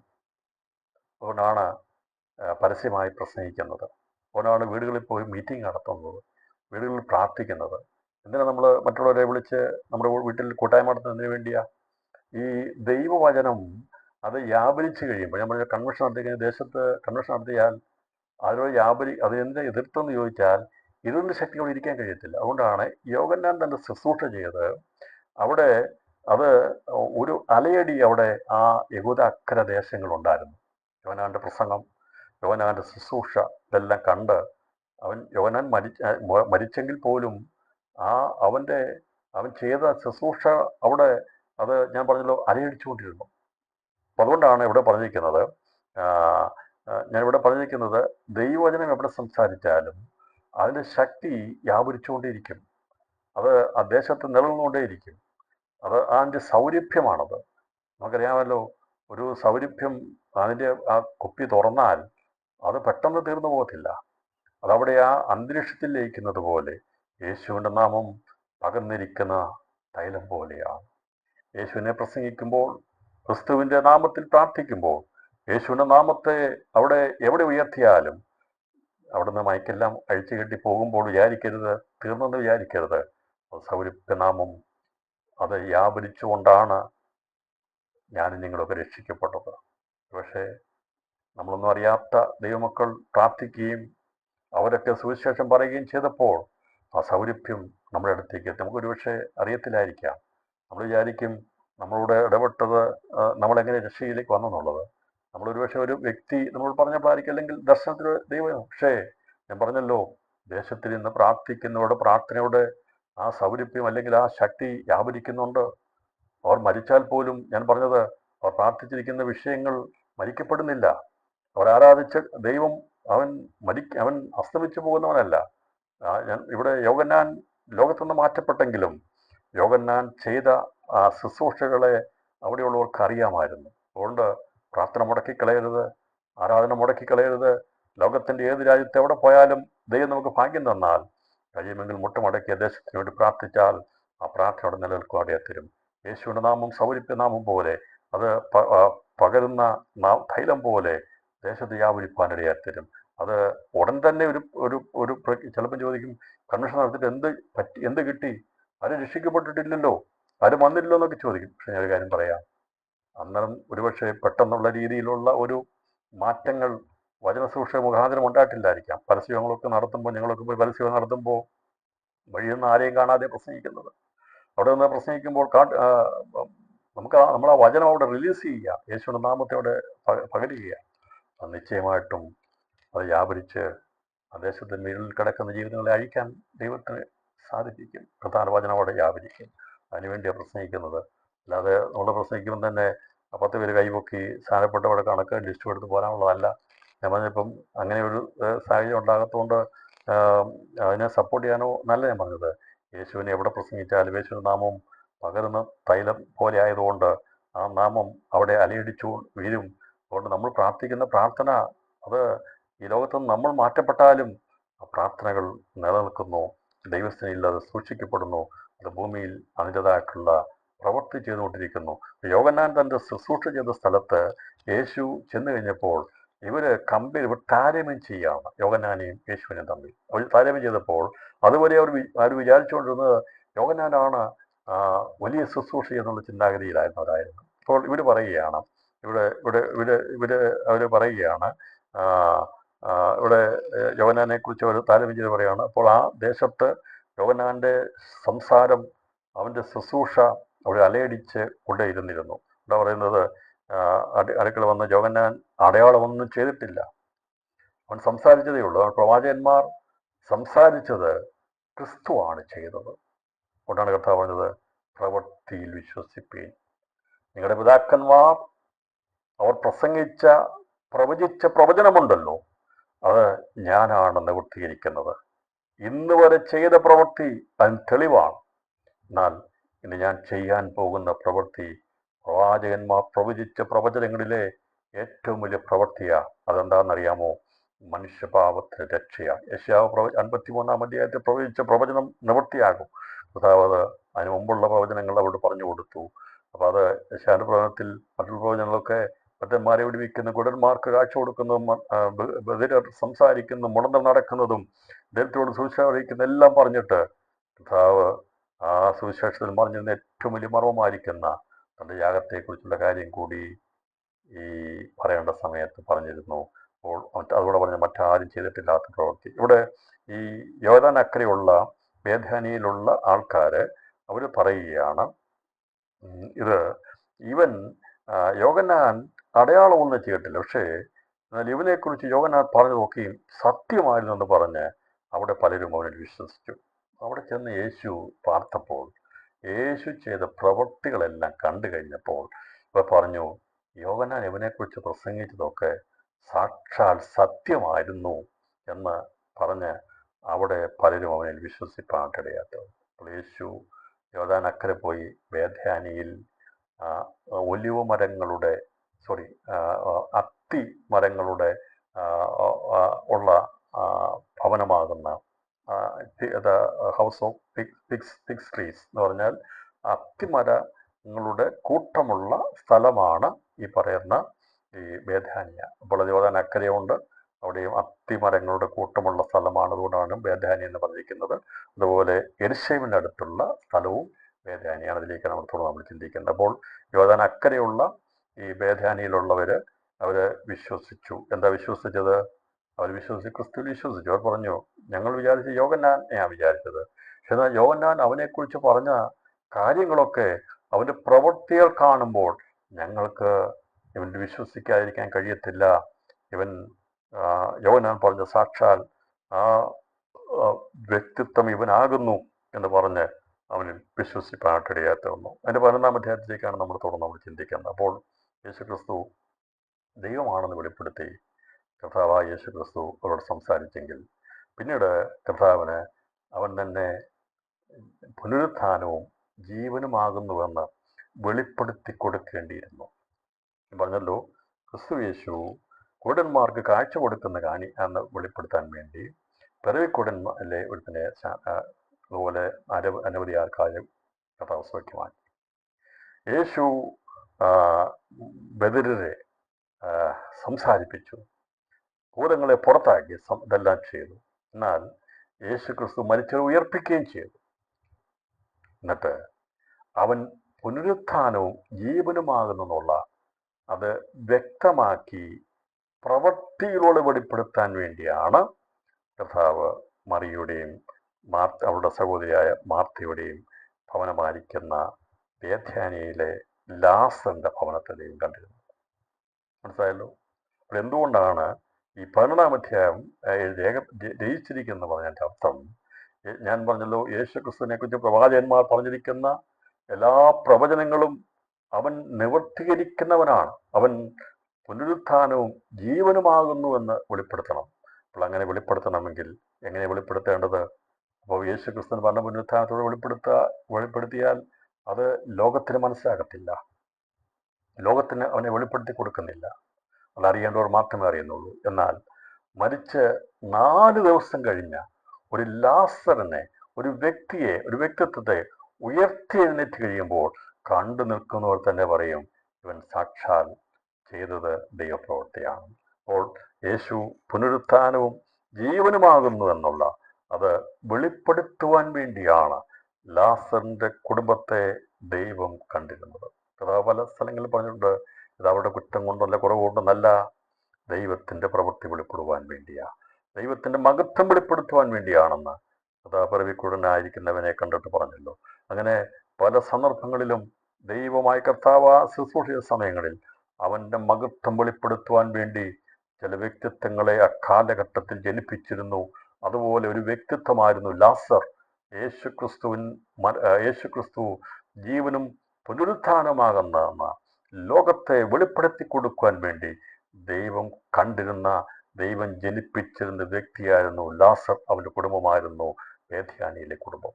അതാണ് പശ്ചാത്തലം. അപ്പോൾ 11-ാം അധ്യായത്തിലേക്ക് വരുമ്പോൾ മറിയുടെയും അവരുടെ സഹോദരി മാർത്തയുടെയും ഗ്രാമമായ ബേഥാനിയയിലെ ലാസർ എന്ന ഒരുത്തൻ ദീനമായി കിടന്നിരുന്നു. ഇപ്പം ചിലരൊക്കെ വിചാരിക്കുന്നത് ഈ ലാസർ ഈ സഹോദരിമാരെക്കാൾ ഇൻഫീരിയർ എന്ന് പറഞ്ഞാൽ അറിയപ്പെടുന്നവനായിരുന്നില്ല. അതുകൊണ്ടാണ് മറിയുടെയും അവളുടെ മാർത്തയുടെയും ഗ്രാമമായ ബേഥാനിയയിലെ ലാസർ, അങ്ങനെയല്ല എൻ്റെ അർത്ഥം, അതല്ല. ഈ മറിയുടെയും അവളുടെ സഹോദരി മാർത്തയുടെയും ഗ്രാമമായ ബേഥാനിയയിലെ ലാസർ എന്ന് ഒരുത്തൻ ദീനമായി കിടന്നു. അപ്പോൾ ഈ പ്രസംഗിക്കാനുള്ള ഒരു ശൈലിക്ക് വേണ്ടിയൊക്കെ കാര്യങ്ങളൊക്കെ നമ്മുടെ അടുത്ത് പ്രസംഗിക്കുമ്പോൾ അങ്ങനെ ലാസറിൻ്റെ പേരിൽ അറിയപ്പെട്ടിരുന്നത് മറിയുടെയും മാർത്തയുടെയും പേരിലാണെന്നൊക്കെ പ്രസംഗിക്കാറുണ്ട്. പക്ഷേ ഇത് അങ്ങനെ പ്രസംഗിച്ചാൽ അതന്നെ അർത്ഥമല്ല. പക്ഷെ ഇന്ന് എങ്ങനെ അറിയപ്പെടുന്ന അറിയാമോ? ഇന്ന് ഈ സ്ഥലം അറിയപ്പെടുന്നത് ദ പ്ലേസ് ഓഫ് ലാസറസ് എന്ന പേരിലാണ് ഇപ്പോൾ അത് അറിയപ്പെടുന്നത്. സെറിയോസ് എന്ന പേരിലാണ് അറിയപ്പെടുന്നത്. അപ്പോൾ അന്ന് ബേഥാനിയ എന്നറിയപ്പെടുന്ന സ്ഥലം അത്തിവൃക്ഷങ്ങളുടെ കൂട്ടമുള്ള സ്ഥലമായിരുന്നെങ്കിൽ ഇന്ന് ആ സ്ഥലം അറിയപ്പെടുന്നത് അത് ലാസറിന്റെ പേരിലാണ് അറിയപ്പെടുന്നത്. ഇവിടെ അതുകൊണ്ടാണ് ലാസറിന്റെ കാര്യത്തെക്കുറിച്ച് അവിടെ പ്രാധാന്യം കൊടുക്കാതെ ലാസറിനെ അവിടെ അവസാനം പറയാൻ കാരണം അവൻ മുഖാന്തരമായിട്ട് ആ ഗ്രാമത്തിൻ്റെയും ആ ദേശത്തിൻ്റെയും പേര് മാറ്റാൻ വേണ്ടിയാണ് ദൈവം അവനെ കണ്ടിരുന്നത്. അപ്പോൾ ആ ഒരു കുടുംബ പശ്ചാത്തലത്തെ വെളിപ്പെടുത്തിയപ്പോൾ ഇവിടെ ആരും വിചാരിക്കരുത് ലാസർ ഈ സഹോദരിമാരെക്കാൾ ചെറിയവരായതുകൊണ്ടല്ല പറഞ്ഞിരിക്കുന്നത്. പക്ഷെ എന്നാൽ ആ ബേഥാനിയ എന്ന ഗ്രാമം തന്നെ അതിൻ്റെ തന്നെ പേര് മാറ്റി അത് അവൻ മുഖാന്തരമായി വലിയൊരു സംഭവമാക്കി മാറ്റാൻ വേണ്ടി ദൈവം കണ്ടിരുന്ന വ്യക്തിയായിരുന്നു ലാസറസ് എന്നാണ് ഇവിടെ നോക്കാൻ സാധിക്കും. അവൻ ലാസർ എന്ന ഒരുത്തൻ ദീനമായി കിടന്നു. ഈ മറിയായിരുന്നു കർത്താവിനെ പരിമള തൈലം പൂശി തൻ്റെ തലമുടി കൊണ്ട് അവൻ്റെ കാൽ തുടച്ചത്. ഈ ഒരു വചനം എടുത്ത് ചിന്തിക്കുമ്പോൾ ഇത് യേശുവിൻ്റെ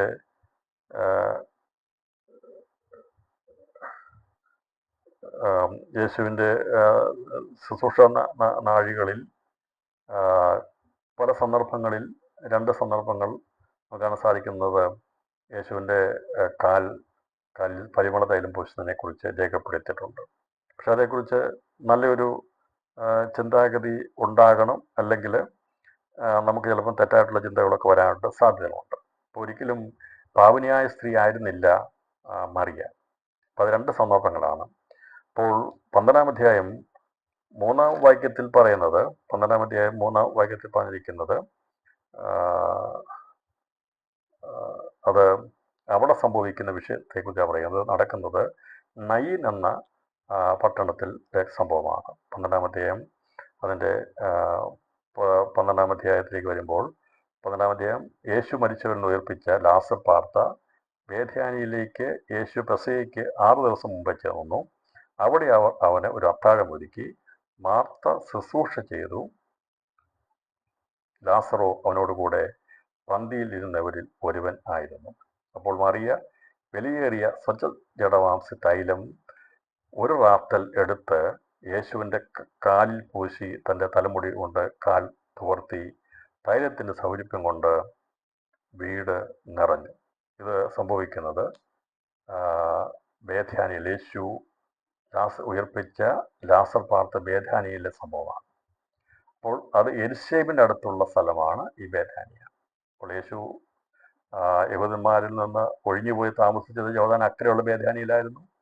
അവിടുന്ന് യേശുക്രിസ്തു ഈ ലാസർ ദീനമായി കിടന്ന മരിച്ച ലാസറിൻ്റെ വീട്ടിലേക്ക് വരുവാനിടയായിരുന്നു. ഞാനിവിടെ ഇതെടുക്കുന്നത് ഏത് സന്ദർഭമാണെന്ന് മനസ്സിലാക്കാൻ വേണ്ടിയാണ്. അപ്പോൾ ഇത് സംഭവിച്ചത് ഈ മറിയ ആയിരുന്നു പരിമള തൈലം പൂശി തലമുടി കൊണ്ട് അവൻ്റെ കാൽ തുടച്ചതെന്നുള്ളത് വെളിപ്പെടുത്താൻ വേണ്ടിയാണ്. ഇത് സംഭവിച്ചത് 12-ാം അധ്യായം. അത് എവിടെയാണ്?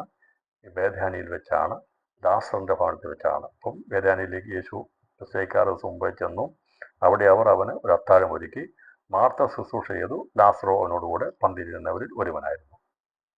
അപ്പോൾ മറിയ വിലയേറിയ സ്വച്ഛജടമാംസി തൈലം ഒരു റാത്തൽ എടുത്ത് യേശുവിൻ്റെ കാലിൽ പൂശി തൻ്റെ തലമുടി കൊണ്ട് കാൽ തോർത്തി തൈലത്തിൻ്റെ സൗരഭ്യം കൊണ്ട് വീട് നിറഞ്ഞു. അപ്പം ഇത് ഒരിക്കലും ഈ ഒരു ശുശ്രൂഷ ചെയ്തത് ഈ മറിയ മാത്രമല്ല. ലൂക്കോസ് സുവിശേഷം അതിൻ്റെ 7-ാം അധ്യായം 36 മുതൽ 38 വരെ വാക്യങ്ങളിലും ഇതേപോലുള്ളൊരു ശുശ്രൂഷ ചെയ്തിട്ടുണ്ട്. പക്ഷേ രണ്ട് വ്യത്യസ്തമായ സംഭവങ്ങളാണെന്ന് ഗ്രഹിച്ചിട്ടില്ല എങ്കിൽ തെറ്റായിട്ടുള്ള പല ചിന്തകളിലേക്ക് പോകും. അതുകൊണ്ടാണ് അതിൻ്റെ അങ്ങനെ ഒരു ചിന്തയിലേക്ക് പോകാതിരിക്കാൻ വേണ്ടിയാണ് അതിൻ്റെ വ്യക്തത ഇവിടെ ചിന്തിക്കാൻ ആഗ്രഹിക്കുന്നത്. ലൂക്കോസ് സുവിശേഷം 12-ാം അധ്യായത്തിലേക്ക് വരുമ്പോൾ 12-ാം അധ്യായത്തിൽ അതിൻ്റെ 7-ാം അധ്യായം 36-38 വാക്യങ്ങൾ. ലൂക്കോസ് സുവിശേഷം 7-ാം അധ്യായം അതിൻ്റെ 36 മുതൽ 38 വാക്യങ്ങൾ വായിക്കുമ്പോൾ അത് സംഭവിക്കുന്നത് പാവനിയായ ഒരു സ്ത്രീയോടുള്ള ബന്ധത്തിലാണ് രേഖപ്പെടുത്തിയിരിക്കുന്നത്. 37-38 വാക്യങ്ങൾ. പരീശന്മാരിൽ ഒരുത്തൻ തന്നോടുകൂടെ ഭക്ഷണം കഴിപ്പാൻ അവനെ ക്ഷണിച്ചു. അവൻ പരീശൻ്റെ വീട്ടിൽ ചെന്നു ഭക്ഷണത്തിരുന്നു. ആ പട്ടണത്തിൽ പാവിയായ ഒരു സ്ത്രീ അവൻ പരീശൻ്റെ വീട്ടിൽ ഭക്ഷണത്തിരിക്കുന്നത് അറിഞ്ഞ ഒരു വൺകൽ ഭരണി പരിമള തൈലം കൊണ്ടുവന്നു. പുറകിൽ അവൻ്റെ കാൽക്കൽ കരഞ്ഞുകൊണ്ട് നിന്നു. കണ്ണുനീർ കൊണ്ട് അവൻ്റെ കാൽ നനച്ചു തുടങ്ങി. തലമുടി കൊണ്ട് തുടച്ചു. കാൽ ചുംബിച്ച് തൈലം പൂശി പറഞ്ഞിരിക്കുന്നത്. ഇത് രണ്ട് സംഭവങ്ങളാണ്. ഇത് സംഭവിക്കുന്നത് നയീൻ എന്ന പട്ടണത്തിലാണ്. അതിൻ്റെ 7-ാം അധ്യായം 11-ാം വാക്യം. പിറ്റന്നാൾ അവൻ നയീൻ എന്ന പട്ടണത്തിലേക്ക് പോകുമ്പോൾ അവൻ്റെ ശിഷ്യന്മാരും വളരെ പുരുഷാരും കൂടെ പോയി. അപ്പോൾ നയീൻ എന്ന പട്ടണത്തിലെ ഒരു പരീശനാണ് ഈ യേശുവിനെ അവൻ്റെ അത്താഴത്തിലേക്ക് വിളിക്കുമ്പോൾ അതിനോടുകൂടെ ഭക്ഷണം കഴിപ്പാൻ ക്ഷണിച്ചപ്പോൾ അവൻ്റെ വീട്ടിൽ ചെന്നത് ആ ദേശത്തുള്ള പാവനിയായ സ്ത്രീയായിരുന്നു. അവൾ എന്ത് ചെയ്തു? യേശുവിൻ്റെ കടുക്കൽ വന്ന് അവൾ കണ്ണുനീർ കൊണ്ട് കരഞ്ഞ് അവളുടെ കണ്ണുനീർ കൊണ്ട് കാല് നനച്ച് അവൾ തലമുടി കൊണ്ട് തോർത്തി യേശുവിൻ്റെ പാദത്തിൽ ചുംബിച്ച് തൈലം പൂശി. എന്നാൽ ഈ 12-ാം അധ്യായത്തിൽ പറഞ്ഞിരിക്കുന്നത് ഇവിടെ ഈ മറിയെ വെളിപ്പെടുത്തിയിരിക്കുന്ന ശുശ്രൂഷ, അത് അവൾ ചെയ്തൊരു വലിയൊരു ശുശ്രൂഷ ആയതുകൊണ്ടാണ് പേര് പറഞ്ഞപ്പോൾ തന്നെ അതുകൂടി എടുത്തു പറഞ്ഞിരിക്കുന്നത്. പറഞ്ഞല്ലോ, ലോകത്തിൽ സുവിശേഷം അറിയിക്കുന്നിടത്തൊക്കെയും അവൾ ചെയ്തുകൂടി അറിയിക്കണമെന്നുള്ളതുള്ളതുകൊണ്ടാണ് മറിയുടെ പേര് പറഞ്ഞപ്പോൾ തന്നെ ലാസർ എന്ന ഒരുത്തൻ ദീനമായി കിടന്നു. ഈ മറിയായിരുന്നു കർത്താവിനെ പരിമള തൈലം പൂശി തൻ്റെ തലമുടി കൊണ്ട് അവൻ്റെ കാൽ തുടച്ചത്. അപ്പോൾ ഇവള് കരഞ്ഞ് പാപക്ഷമ ചോദിച്ച് ദൈവസന്നിധിയിൽ ഇരുന്നല്ല. ഇത് ഈ പന്തിയിലിരിക്കുമ്പോൾ, രാജാവ് പന്തി ഭോജനത്തിരിക്കുമ്പോൾ സ്വച്ഛയുടെ മാംസതൈലം ഒഴിക്കുന്നു എന്നുള്ളതായ അതിൻ്റെ നിവൃത്തികരണത്തിനായി യേശു ക്രിസ്തു രാജാതിരായവായതുകൊണ്ട് അന്ന് നടന്ന ആ ലാസർ മരിച്ച ശേഷം നടന്ന അവിടുത്തെ ആ ഭക്ഷണം അല്ലെങ്കിൽ അത്താഴം, അത് പരീശൻ്റെ വീട്ടിൽ നടന്ന ഒരു അത്താഴമ്പോൾ അത്താഴ ശുശ്രൂഷയായിട്ടില്ല. പരീശൻ വിളിച്ചത് യേശുവിനെ ആ സമയത്ത് വിളിച്ച് ഒരു ഫോർമാലിറ്റിക്ക് വേണ്ടി കൊടുക്കാറുണ്ട്. ചിലരൊക്കെ അതിൻ്റെ ഫോർമാലിറ്റിക്ക് വേണ്ടി വിളിക്കാറുണ്ട്. സ്നേഹത്തോടെ വിളിക്കുന്നത് ഫോർമാലിറ്റിക്ക് വിളിക്കുന്നത് രണ്ടിനാണ്ട. ഒന്ന് വന്നാലേ വിളിച്ചേക്കാം എന്ന രീതി ഫോർമാലിറ്റിക്ക് ആകാരം കഴിക്കാം. അവിടെ ചെല്ലുമ്പോൾ അറിയാം അവരുടെ ഫോർമാലിറ്റി ആണെന്നുള്ളത്.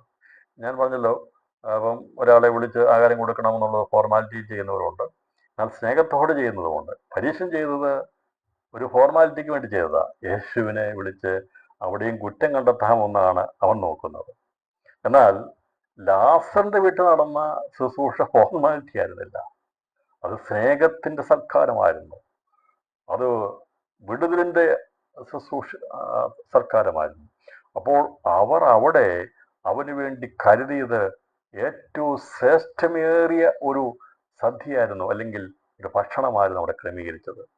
അപ്പോൾ അവിടെ സ്വച്ഛജടമാംസി തൈലം എന്ത് ചെയ്തു, അത് എടുത്ത് അത് ചെയ്യേണ്ടതുപോലെ ചെയ്യാൻ വേണ്ടി കരുതി വെച്ചിരുന്ന മറിയയ്ക്ക് അവിടെ ചെയ്യുവാനുള്ള സാഹചര്യം ലഭിച്ചു എന്നാണ് നമുക്കിവിടെ കാണുന്നത്. ഇപ്പം 12-ാം അധ്യായത്തിൽ പറഞ്ഞിരിക്കുന്ന ലാസറിന്റെ വീട്ടിൽ നടന്ന അത് ചെറിയൊരു കാര്യമായിരുന്നില്ല, അതൊരു ഫോർമാലിറ്റിക്ക് വേണ്ടി വിളിച്ചതല്ല, അത് വളരെ വലിയൊരു അത്ഭുതം കണ്ട് യേശുവിൽ വിശ്വസിച്ച് അവർ സ്നേഹത്തോടെ ചെയ്ത ശുശ്രൂഷയാണ്. അതിലേക്ക് ദൈവച്ചാൽ പിന്നീട് വരാം. എന്നാൽ ഇന്ന് രാത്രിയിൽ സമയം തീർന്നുകൊണ്ട് ഞാൻ തമ്മിൽ വ്യത്യാസം എന്താണെന്ന് മനസ്സിലാക്കി, നാളെ അത് ആരും പറയരുത് മറിയ പാവനിയായിരുന്നു, അവള് കാല് തുടച്ചു. ഇപ്പം വചനം വായിച്ചിട്ട് ഒരു ഭാഗം മാത്രം എടുത്ത് ചിന്തിക്കരുത്, ഇതിൻ്റെ എല്ലാ ഭാഗങ്ങളെയും കൂടി നമ്മൾ ക്രോഡീകരിച്ച് മനസ്സിലാക്കി വേണം ഒരു ഒരു ഒരു ഒരു പൂർത്തീകരണത്തിലേക്ക് അല്ലെങ്കിൽ ഒരു കൺക്ലൂഷനിലേക്ക് എത്തേണ്ടതെന്നും പ്രത്യേകം ഓർപ്പിക്കുന്നു. ഏതെങ്കിലും ഭാഗം എടുത്ത് വായിച്ചിട്ട് അതുമായിട്ട് ബന്ധപ്പെടുത്തി ഈ ഒത്തുവാക്കിയൊക്കെ നോക്കി വായിച്ചു കഴിഞ്ഞാൽ പ്രശ്നങ്ങളാണ്. പക്ഷെ എന്നാൽ സന്ദർഭങ്ങളെ മനസ്സിലാക്കി വിശകലനം ചെയ്ത് അന്വേഷിച്ച് വായിച്ചു നോക്കി കാര്യങ്ങളെ ഇതാവിധം മനസ്സിലാക്കി വേണം ചിന്തിച്ചു പോകാൻ വേണ്ടി എന്ന് ഞാനിവിടെ ഈ തരണത്തിൽ ഓർപ്പിക്കുകയാണ്. അപ്പം ഞാനല്ല ഇത് ആദ്യമായിട്ട് പലരും പഠിപ്പിച്ചിട്ടുണ്ട്, ഞാൻ അതൊന്നുകൂടി ഓർപ്പിക്കുന്നുള്ളേ ഉള്ളൂ. എന്നാൽ ഇവിടെ വ്യത്യാസം സാധാരണക്കാർക്ക് വായിക്കുമ്പോൾ ഉണ്ടാകുന്ന ഈ കമ്പാരിസൺ സ്റ്റഡി നടത്തുമ്പോഴുള്ള സംശയം മാറാൻ വേണ്ടിയാണ് ഇവിടെ പറഞ്ഞത്. ലാസർ അല്ലെങ്കിൽ മാർത്ത മറിയ അവരൊക്കെ അന്നത്തെ കാലത്ത് യഹൂദന്മാർ സ്നേഹിച്ചിരുന്ന അനുഗ്രഹിക്കപ്പെട്ടൊരു കുടുംബമായിരുന്നു. ഒരിക്കലും ഒരു പാവപ്രവൃത്തിയിൽ വീണുപോയവരായിരുന്നില്ല യഹൂദന്മാർ. അത് പിന്നെ നമുക്ക് കാണാൻ സാധിക്കുന്നു, യഹൂദന്മാർ കരയുന്ന, യഹൂദന്മാർ വളരെയധികം ബഹുമാനിക്കുന്ന ഒരു കുടുംബമായിരുന്നു ലാസറിൻ്റെയും മാർത്തയുടെയും മറിയയുടെയും ഭവനം. അവർക്ക് പാപം ചെയ്ത ആ സമൂഹത്തിൽ അന്ന് ജീവിക്കുന്നതിൽ മാന്യതയോടെ ജീവിച്ചൊരു കുടുംബമായിരുന്നു ഈ ബേഥാനിയയിലെ ലാസറിൻ്റെയും മാർത്തയുടെയും കുടുംബം. ഈ ബേഥാനി എവിടെയാണുള്ളത് അതുകൂടി ഒന്ന് മനസ്സിലാക്കി ഇന്ന് രാത്രി ഞാൻ അവസാനിപ്പിക്കുക. അപ്പോൾ 10-ാം അധ്യായത്തിൽ അതിൻ്റെ 40-ാം വാക്യം, യോർദാനക്കരെ യോഹന്നാൻ ആദ്യ സ്നാനം കഴിപ്പിച്ച ബേഥാനിയ, അത് യോർദാൻ അക്കരെയാണെങ്കിൽ ഈ ബേഥാനി ഏതാണെന്നുള്ളത് അതിൻ്റെ 11-ാം അധ്യായം 17-ാം വാക്യം പറഞ്ഞിരിക്കുന്നു. യേശു അവിടെ എത്തിയപ്പോൾ അവനെ കല്ലറിൽ വെച്ചിട്ട് 4 ദിവസം എന്ന് അറിഞ്ഞു. ബേഥാനിയ യെരുശലേമിനരികെ ഏകദേശം 2 നാഴിക ദൂരത്തായിരുന്നു. അതിൻ്റെ അർത്ഥം ഏകദേശം 2.5 കിലോമീറ്റർ യെരുശലേമിൽ നിന്ന് ഒലിവുമലയുടെ അടിവാരത്തുള്ള ഒരു ഗ്രാമമാണ് ബേഥാനിയ. ഒലിവുമലയുടെ അടിവാരത്തുള്ള ഒരു ഗ്രാമമാണ് ഈ പറയുന്ന ബേഥാനിയ. ലാസറിൻ്റെ കുടുംബം, മാർത്ത മറിയ ലാസറിൻ്റെ കുടുംബം വസിച്ചിരുന്നത് ഒലിവുമലയുടെ അടിവാരത്തുള്ള ബേഥാനിയയിലായിരുന്നു. അത് യെരുശലേമിൽ നിന്ന് 2.5 നാഴിക അഥവാ ഏകദേശം 2.5 മൈൽ, ഏകദേശം 2 മൈലോളം ദൂരമുള്ള സ്ഥലത്തെ കുറിച്ചാണ് പറഞ്ഞിരിക്കുന്നത്. അവിടെയായിരുന്നു ഈ ബേഥാനി, അവിടെയാണ് യേശു ചെല്ലുവാനിടയാക്കുന്നത്. ഇവിടെ കർത്താവ് ആ സ്ഥലത്തേക്ക് ചെന്നതിനെക്കുറിച്ച് ഇവിടെ രേഖപ്പെടുത്തിയിരിക്കുന്നത് മനസ്സിലായെന്ന് വിചാരിക്കുന്നു. ഒലിവുമലയുടെ അടിവാരത്തുള്ള ഒരു ഗ്രാമമാണ് ബേഥാനിയ. അവിടെയാണ് ലാസർ ദീനമായി കിടന്നത്. അവിടേക്കാണ് യേശു ക്രിസ്തു ചെന്നത്. അവൻ മരണ പുനരുത്ഥാനമാകുന്നു. അവൻ ജീവനും പുനരുത്ഥാനമാകുന്നു. ഞാൻ തന്നെ പുനരുത്ഥാനവും ജീവനുമാകുന്നു എന്ന് വെളിപ്പെടുത്തുവാൻ വേണ്ടി ദൈവം കണ്ടിരുന്ന ആ സ്ഥലം ബേഥാനിയായിരുന്നു. അത് ഒലിവുമലയുടെ അടിവാരത്തുള്ള ഗ്രാമമായിരുന്നു. അവിടെയാണ് യേശു പല പ്രാവശ്യം ചെന്ന് അവരെ പഠിപ്പിച്ചിരുന്നത്. അതിലേക്ക് ദൈവം വെച്ചാൽ നമുക്ക് വരുന്ന വർഷം കഥാവെന്ന് വെച്ചാൽ വരുന്ന പഠനത്തിൽ നമുക്ക് ചിന്തിക്കാം. ഈ പറയുന്ന കാര്യങ്ങൾ ഏകദേശം മനസ്സിലായെന്ന് വിശ്വസിക്കുന്നു. അപ്പോൾ യേശു ക്രിസ്തു ബേഥാനിയിൽ യോർദാൻ അക്കരെയുള്ള സ്ഥലത്ത് അവൻ അവിടെ പാർത്ത് അവിടെ ചെയ്യുന്ന അത്ഭുത അടയാളങ്ങളൊക്കെ ചെയ്ത് കണ്ടിട്ട് അവിടെ പലരും വിശ്വസിച്ചുകൊണ്ടിരിക്കുമ്പോഴാണ് അവിടേക്ക് ഒരു അറിവ് വരുന്നത്. ഈ യെരുശലേമിനരികെയുള്ള ഒലിവുമലയുടെ അടിവാരത്തുള്ള ബേഥാനിയയിലെ ഗ്രാമമായിരിക്കുന്ന മാർത്തയുടെയും മറിയയുടെയും സഹോദരനായിരിക്കുന്ന ലാസർ ദീനമായി കിടക്കുന്നു എന്നുള്ള വാർത്ത അവിടെ എത്തിയത്. അത് അവൻ കർത്താവിന് അവന് പ്രിയനായെന്നായിരുന്നു. അതുകൊണ്ട് വേഗം വരണം എന്നുള്ള സന്ദേശം അവിടേക്ക് എത്തിച്ചപ്പോൾ യേശു അതനുസരിച്ച് അവിടേക്ക് എത്തിയില്ല. അവൻ എത്തുവാൻ ചില സമയമെടുത്തു. 4 ദിവസം കഴിഞ്ഞാണ് അവിടെ എത്തിയത്. അതെന്താകുന്നു എന്നുള്ളത് നമുക്കറിയാം. എങ്കിലും ഇതെന്ന് വെച്ചാൽ അതേക്കുറിച്ച് തുടർന്ന് നമ്മൾ ചിന്തിക്കുന്നതായിരിക്കും. രാത്രി കണ്ണുകളടയ്ക്കാം, പ്രാർത്ഥിക്കാം. നമ്മുടെ കർത്താവ് എത്ര വലിയവൻ! നമ്മുടെ യേശു ആരാധനയ്ക്ക് യോഗ്യൻ. അവൻ എല്ലാവരിലും വലിയവൻ. രാത്രിയിൽ അവനെ ആരാധിക്കുവാൻ, അവനെ മഹത്വപ്പെടുത്തുവാൻ, അവന് സ്തോത്രം ചെയ്യുവാൻ ദൈവമായ കർത്താവ് നമ്മുടെ കണ്ണുകളെ തുറന്നല്ലോ. നമ്മുടെ പാരമ്പര്യങ്ങളെന്ന്, പാണ്ഡിത്യങ്ങളെന്ന്, അങ്ങനെയുള്ളതായ എല്ലാ കഠിനതയിൽ നിന്നും നമ്മളെ വിടുവിച്ച നമ്മുടെ കർത്താവിന് സ്തോത്രം ചെയ്യാം. യേശുവിൻ്റെ നാമം എവിടെ പ്രസംഗിക്കപ്പെട്ടാലും, എവിടെ അത് പറയപ്പെട്ടാലും അത് ഒരിക്കലും അവിടം തീർന്നു പോകത്തില്ല. അത് സൗരഭ്യവാസന പോലെ പകരുന്നത് പോലെ ദിവസങ്ങളിൽ ക്രിസ്തു യേശുവിൻ്റെ സൗരഭ്യവാസന 2024 അവസാനിക്കുകയില്ല. കർത്താവിൻ്റെ വചനത്തിൻ്റെ സൗരഭ്യവാസന 2025 പരക്കുവാൻ കർത്താവ് ഇടയാകട്ടെ എന്ന് ആഗ്രഹിക്കുകയും പ്രാർത്ഥിക്കുകയും ഞാൻ വചനത്തിൽ വിരാമിടുന്നു.